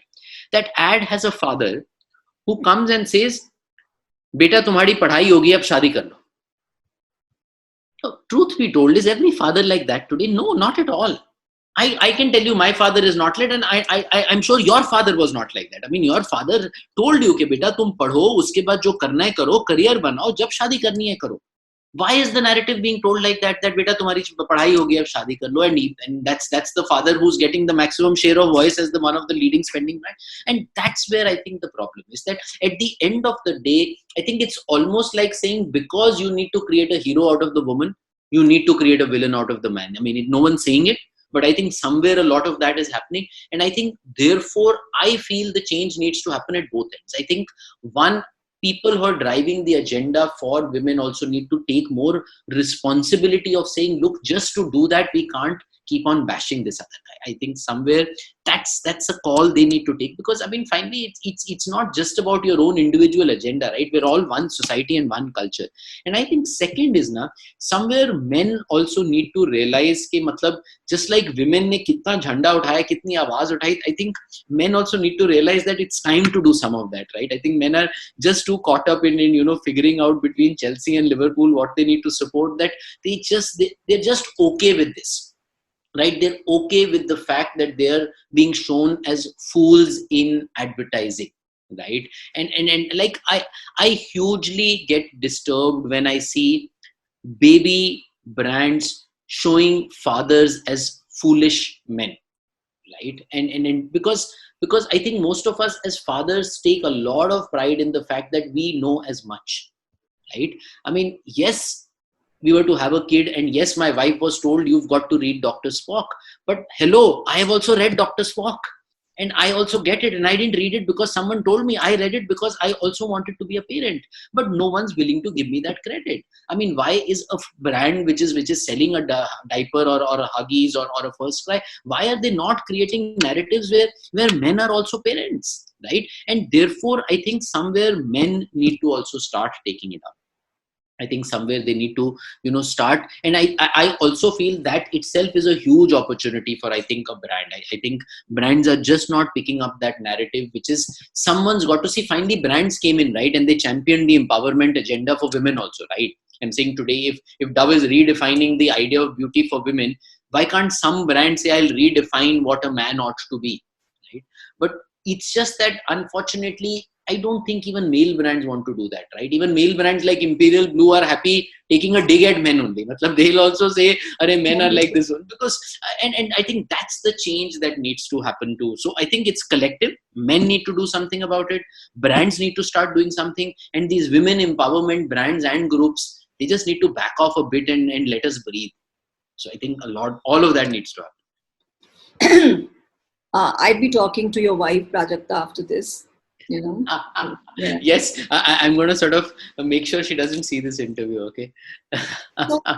So see, from a context of a story narrative, I understand that, if you're glorifying one character as a backdrop for contrast, you'd like to have a villainous character also. Beautifully you've taken examples of Mogambo and Mughals, and we totally get it that how disturbing this is. But at the same time, arraignment has tried. So there are brands which are guilty, and there are brands which are struggling and trying to get it right. Sometimes they're doing a token lip service. Sometimes they're just testing what will work. Should we stick with it, etc., etc. Now, if you could take examples for both, just two examples each: brands that are guilty, very wrong portrayal, and brands that are trying to get it right, perhaps in the right direction. And along with that, like even Raymond's. Now, when it wanted to glorify what it is like to be a man, and all these years, it has done the reinterpretation exercise so many times, while trying to be classy. I mean, they've tried to be relatable as well.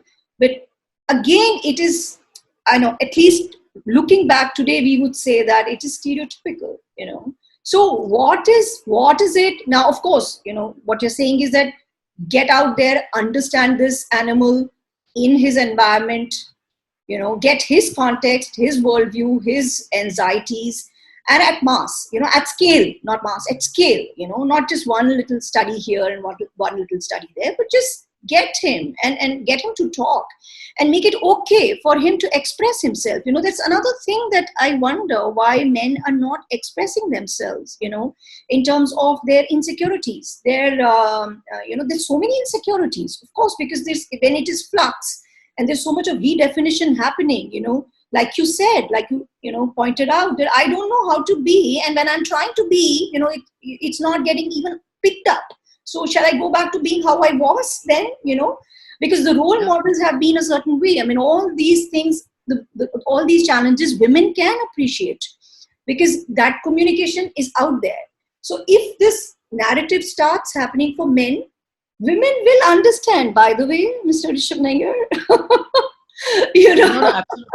No, absolutely. No. Huh. Go ahead. No. I'm just being a little cheeky. Sorry.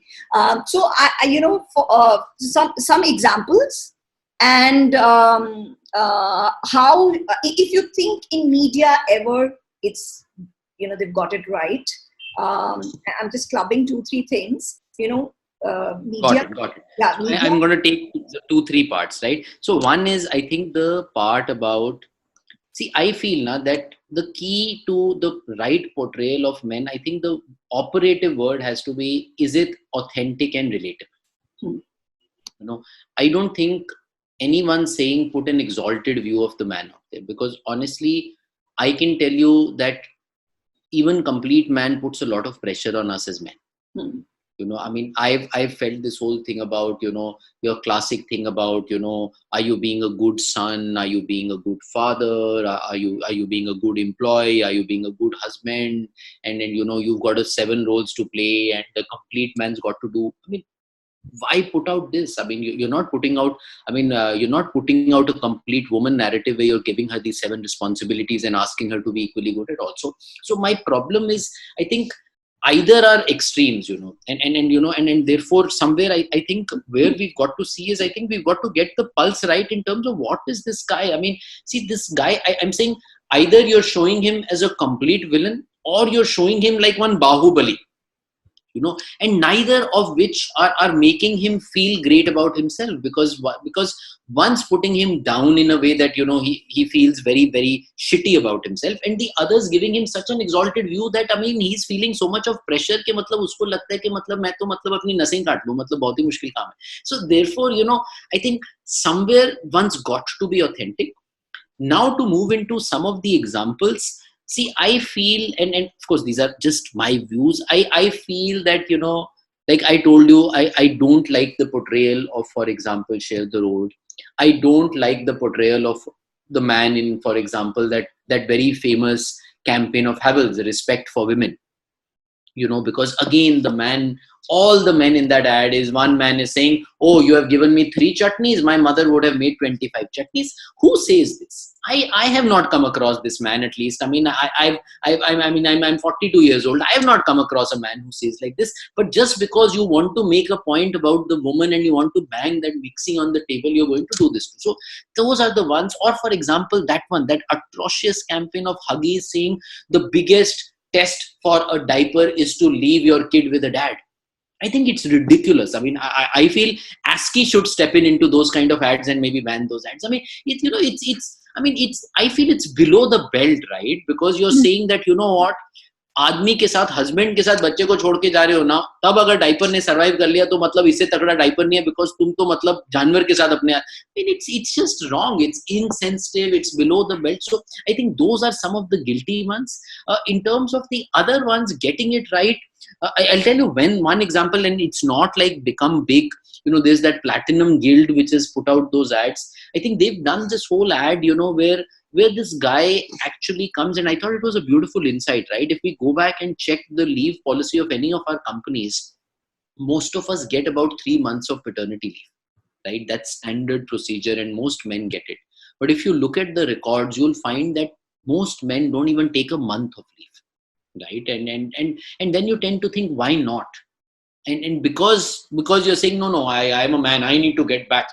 But increasingly the narrative is men also want to spend time with their kids. They want to take that break, right? But no, that's not the narrative you're putting out. And again, it's a beautiful ad where this man comes, he gives his boss a box of sweets saying, I've been blessed with a daughter. And he says, super. And he says, this is my leave application. And he reads it and he says, 3 months. He says, हाँ sir, that's company policy. He says, but यार बच्चा होने पे 3 महीने की leave कौन आदमी लेता है? He says, आदमी औरत से क्या होता है सर? बच्चा तो मेरा भी है ना. And that's the point. And I'm saying, I would like to see thousands of such narratives getting put out, because I think while as men we're wanting to make that change, no one's driving that, right? Because finally we'll behave the way that the role models around us are shown as. And unless and until you start changing, that's how change happens, right? We're finally all led directionally by someone who we aspire to be like. But if the role models only don't bring about that change, so I think that Platinum Guild is a great example. I recently saw this SBI ad, which I again thought was beautiful, which was this whole piece about, it's this whole thing about where a father goes and, actually becomes a stand-up comic. He leaves a job and becomes a stand-up guy. And he's doing his first act as a stand-up guy. And he actually does the stand-up of saying कि इससे पहले ना मैं आदमी नहीं था, मैं pressure cooker था, and मैं इसका pressure, and beyond a point I did this. And you have that daughter sitting in the audience, she whistles for him and all that. And I loved the view. I said, it says that as a man you do everything for the happiness of your family, but let us tell you one thing, their happiness lies in your happiness. Their happiness doesn't lie in the money you leave for them. Their happiness doesn't lie in the fact that you can send them for foreign education, you can buy them a diamond set. They'll feel shitty about it if that comes at the cost of you feeling stressed about it. Their happiness lies in your happiness. Now that's a narrative. No? That's a narrative. I mean, I'm sick of people telling you when someone wants to quit or someone wants to take a break, and then they'll say, but what if your kid thinks about going to US for education? तेरे को पता है उसके लिए 3 करोड़ रुपए लगते हैं ना. You want to turn around and say, यार मेरे पास जितने पैसे हैं मैं उतना ही पढ़ा सकूंगा यार. ये मतलब, where is this gotten hard coded that a man has to sell his kidney to send the kid to US? I mean, and therefore I think that narrative needs to change, and I feel brands can play a huge role. Unfortunately, I don't have too many examples to give you of brands that are doing it, but I'd like to see a lot more brands doing it. Yeah, I also got that sense, Rishabh, that if there are more examples of brands getting it right, then, some examples where they are for sake of humor exaggerating, then, that would still be okay. But no brand is really committing to having a new narrative, the correct, relatable, real narrative. As you were speaking, this is something that a woman, for some time, these kind of ads for women were being made, आप अपने को खुश रखेंगी तो सबको खुश रख सकेंगी, something like that. Yeah. And somewhere, there's somewhere, the whole appreciation of the humanity of a man rather than the role, which was the same dilemma and dichotomy that was going on while understanding Yes. women.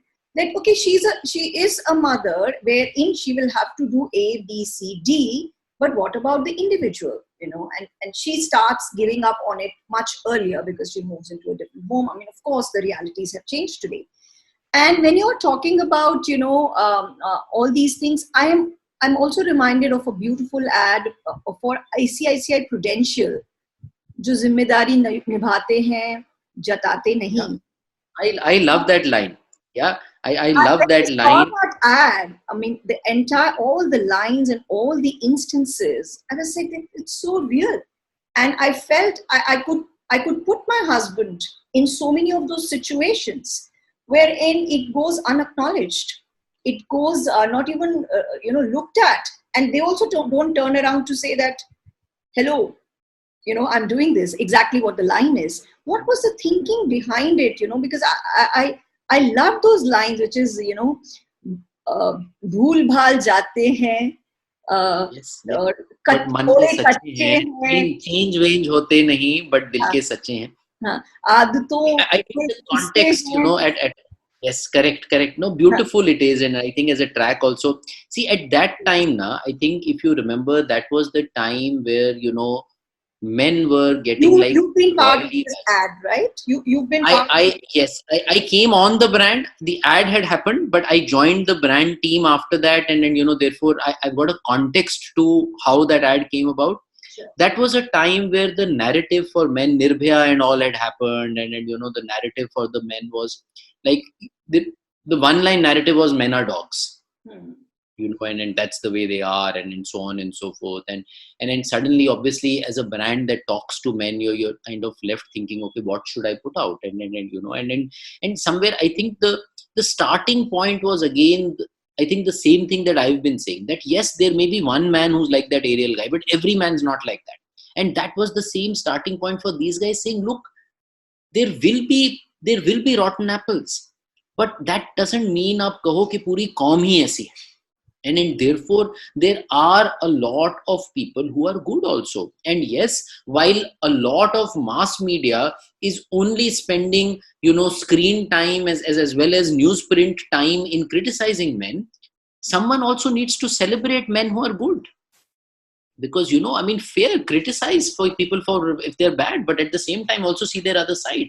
And that's where this brand took on the whole thing about saying, let's celebrate the good side of man, right? And the beauty was they figured these pieces which they termed as invisible acts of kindness. Okay, like that was the term that they crafted, saying these are invisible acts, right? Which was this whole thing about saying, unless you actually analyze it, you will never realize it, right? And when you look at those small situations, right, that classic situation of walking with your wife, and like I love that end situation where he's walking with the wife on the road and the wife is on the outer side of the traffic and he just says, tu idhar aa jao, main idhar aa jao.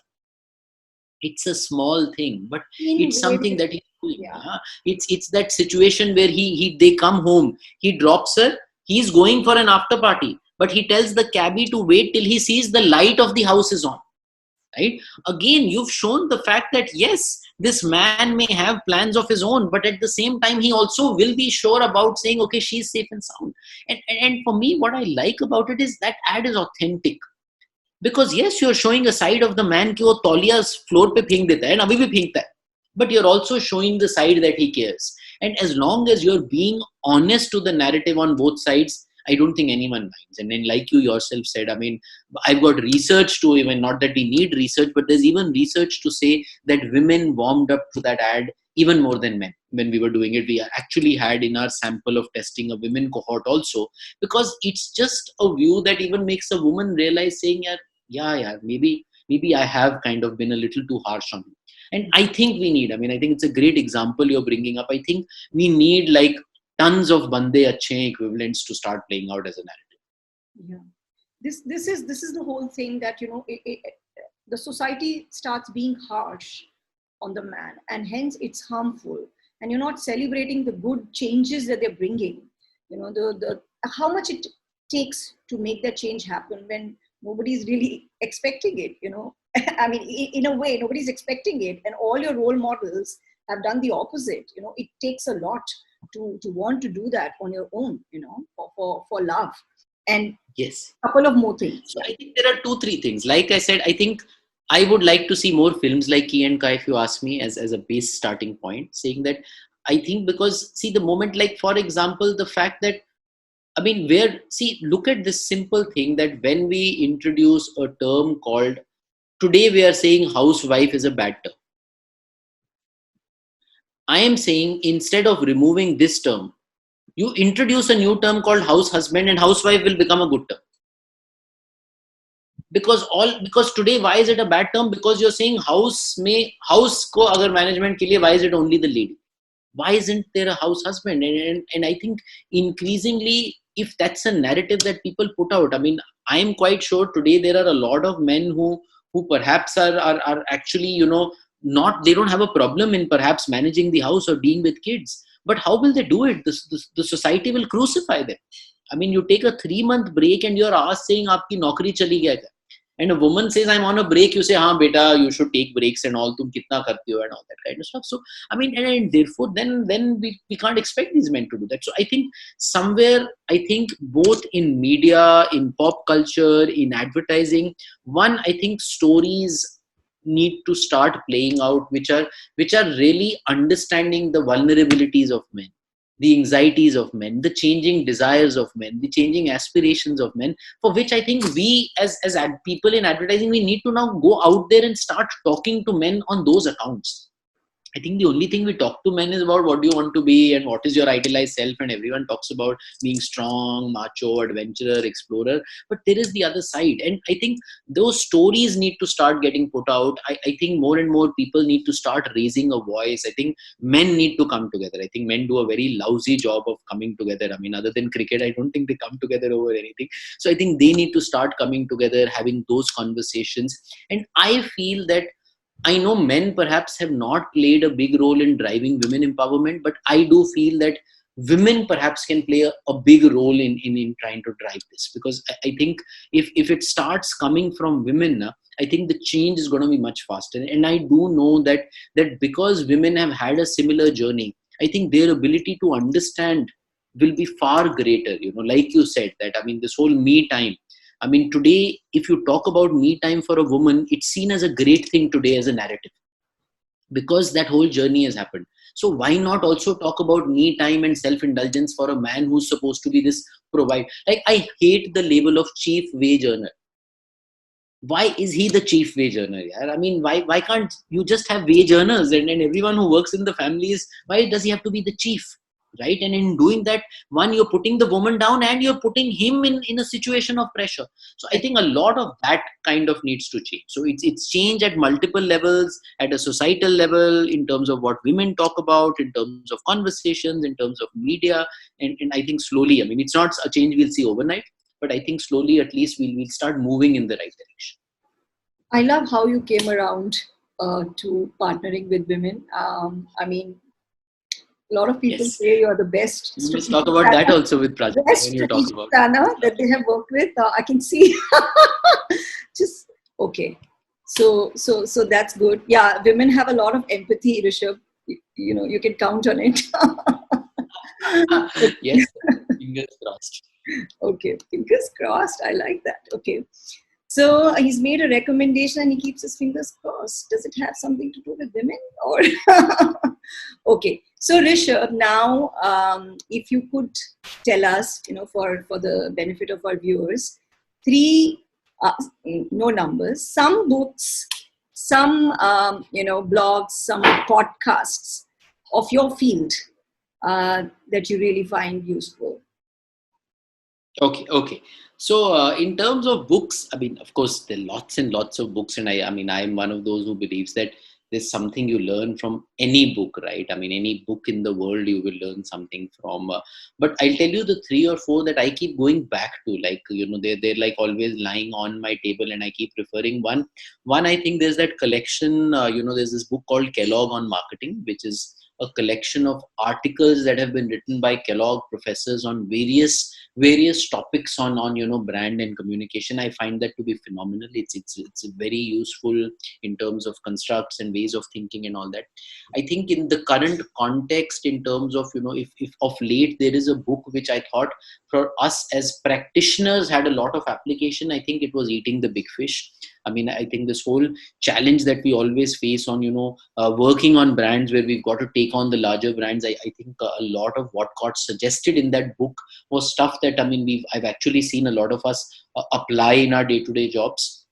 Then there's this other book, by these two, this team of people who run a consulting firm. It's a book called Creating Passion Brands, right? Which is an alternate way where they talk about the fact that, and it is, actually their take on purpose. We were interestingly talking on purpose earlier, which is about how every brand's got to have a larger belief. So that's something that's good. I think what Byron put out in terms of how brands grow is a great read. In terms of the iconic ones, I mean, of course, there's that long list of all the Ogilvy books, etc. and all. But the one I love a lot is that the one with Sullivan, which is that Hey Whipple Squeeze This. I mean, I find it to be extremely insightful and useful even in today's date. So that's a bit on books. I mean, of course, there's a long list that one can talk about. In terms of blogs, I mean, the 2-3, I don't, end up following those many blogs, because I think there's just too much to consume these days in terms of content and in trying to keep up with consumers. But there's a blog of Bob Hoffman, which I love. It's something that, comes your way every Sunday, and it's a great read. There's obviously Ad Week, which is great. There's Ads of the World, which is interesting. Then there's this whole piece called Ad Rants, which is like a very different take, but it's again something which is interesting. Yeah.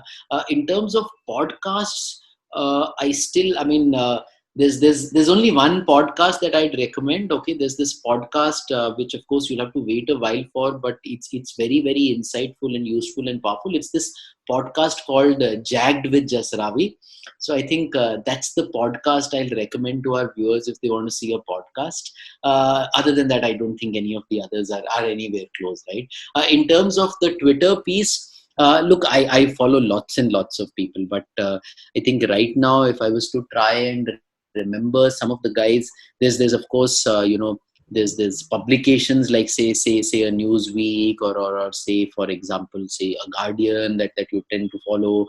Then there's stuff like, the usual suspects in our world of advertising, whether it's Campaign, whether it's Storyboard, whether it's Ad Forum, whether it's Impact, and then of course thought leaders, right? Whether you're looking at a Brian or a Lee Clow or a Luke Sullivan and stuff like that. So I think a big mix of those kind of people. Yeah. So that's, I mean, and that's some of the people that I follow. Of course, there's a long list of others as well.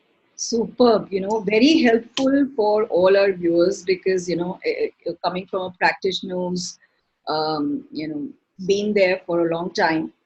And he's the best, I mean, he's recommended my podcast. So. Yes, correct. This is not virtual admiration, guys. This is the fact. And thank you so much, Rishabh, for saying that. And yet, I'd so love to live up to that, right? Now, on that note, there are going to be some questions wherein you cannot think and you cannot elaborate. Otherwise, so this is basically this is rapid fire. Okay, done. This is true and real rapid fire, not just in essence.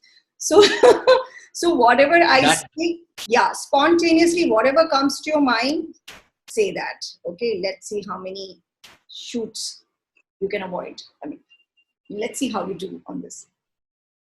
Okay, favorite holiday destination? Goa. Mom's best advice? Don't get married. Okay, good. Someone would be happy. 2 women are going to be happy on this. Wife's most often used phrase? When will you stop being an absent parent? Raghav. The reason to live for? Life is not. About being the things that you, about thinking about the things you've not got, or the realities that you've not managed to change. What I love about my son? I think just the fact that he treats me like a friend, not a father, and it's just like two friends having a good time. Most inspiring role model? Do you have one? That's the one. I'm not sure there's like a person, honestly. I mean, I feel that like there are, Favorite I think cuisine? you get inspired by actions, yeah, not a person. Favorite cuisine? Pizza. Sister's special talent? Oh, she can cry the minute we're parting at any stage and anywhere and in anything. Okay, interesting. I think most brothers say that. I'm going to talk to my brother tomorrow. Okay. On a scale of 1 to 10, Rishabh, on a scale of 1 to 10, how weird are you? 10 being the most, or 1 being the most? 10 being the most. Okay. So maybe about 7. Okay. How important are planners to clients on a scale of 1 to 10? 10, I think. Planners Now, like, clients want planners only. Clients don't want really creative people, but they just tag along. I like that. Within agency, on a scale of 1 to 10, importance of planners. Again, 10 only. I mean, not that anyone else realizes it other than planners, but I think 10. I like that. I subscribe to that. Let's shout this from the roofs, man. Okay. If you were a Yes, let's breakfast, go. yes. If you were a breakfast option, what would you be? What would you turn into? What would I turn into? I would turn into aloo puri. Okay, it's nice, fluffy, satisfying, satiating. No elaboration. Okay. Spontaneous associations. You can edit that. No. Success. I feel happiness with what you have, honestly, because I don't think it's getting Just anywhere. spontaneous word association. Success. One word. Happiness, Laughter. mindless, Never. repent, Theater. expression, Dad. respect, Missing. friends, Celebrity. myself. I like that. Totally subscribe to that. Okay. Ah, Well done. Only 2. Yeah, rest. yes. Yeah, I think I was lenient as well, but never mind. Do Okay. I get like one of those hampers that Karan Johar gives after this? Yeah. Done. Okay. What's next for you, Rishabh? What is it that is, keeping you excited? Anything? It could be job So, related. couple of things. I think one. I think I've always had this passion for doing theater, and in between I've stopped doing a lot of it. So, one, I think I want to revive. We've had a theater group, but currently we've not done anything for the last 8-10 years. I want to revive that and start taking out some time for theater. Second, I've always had this thing for riding, and I used to have a bike and I used to ride, but then life happened and I stopped doing that. But I want to get back to that because I think I again got into that stereotyping of no, I need to be responsible, and also I'm going to now live up to what we've spoken about today. And I think that's something that and I'm also keen on pursuing my PhD. I mean, more from a point of view of just putting out and spending some time on research, and I'm very keen on probably picking up the whole stereotyping of men only as a topic, and kind of really putting something out there, so that next time you don't say things like that, no, I searched and we didn't find anything. You'll find that report. My Yeah, God, so those are some of the things I'm excited about. Let's see when I'm able to do which one.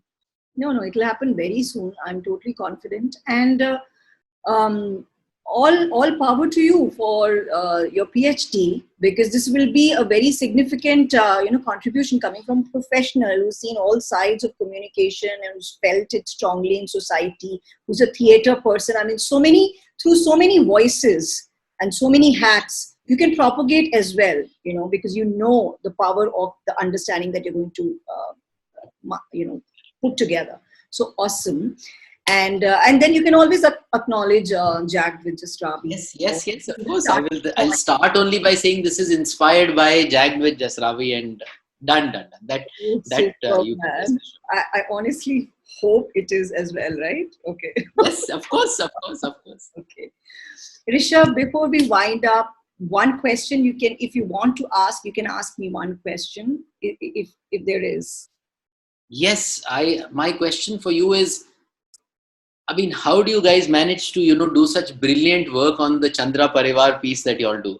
It's so entertaining. It's so brilliant. I mean, who comes up with the ideas? How do you guys find the time? How do you guys keep putting it up? I'm very curious to know. Okay, so you know how it started, right? In the lockdown, our son Arav, he just said, I want to make one TikTok video. Until then, TikTok was just like, this is end of March, beginning of April. TikTok was just a mention in the movie Bala for us, that, okay, this is kind of picking up. We did one video, and during that, my husband noticed that, there are these kind of other videos. And he said, okay, why don't you do more? And to support Arav, I was given a tiny role. And then to support me and Arav, then Sarvajit came in. And, before we knew, we just realized that we've been in theater, that's how the dust kind of goes. And that's how we met. I and Sarvajit in Maika, he was doing the theater group, and I did a play with him. That's how, because he was my senior. Before that, in school, I've always been doing theater.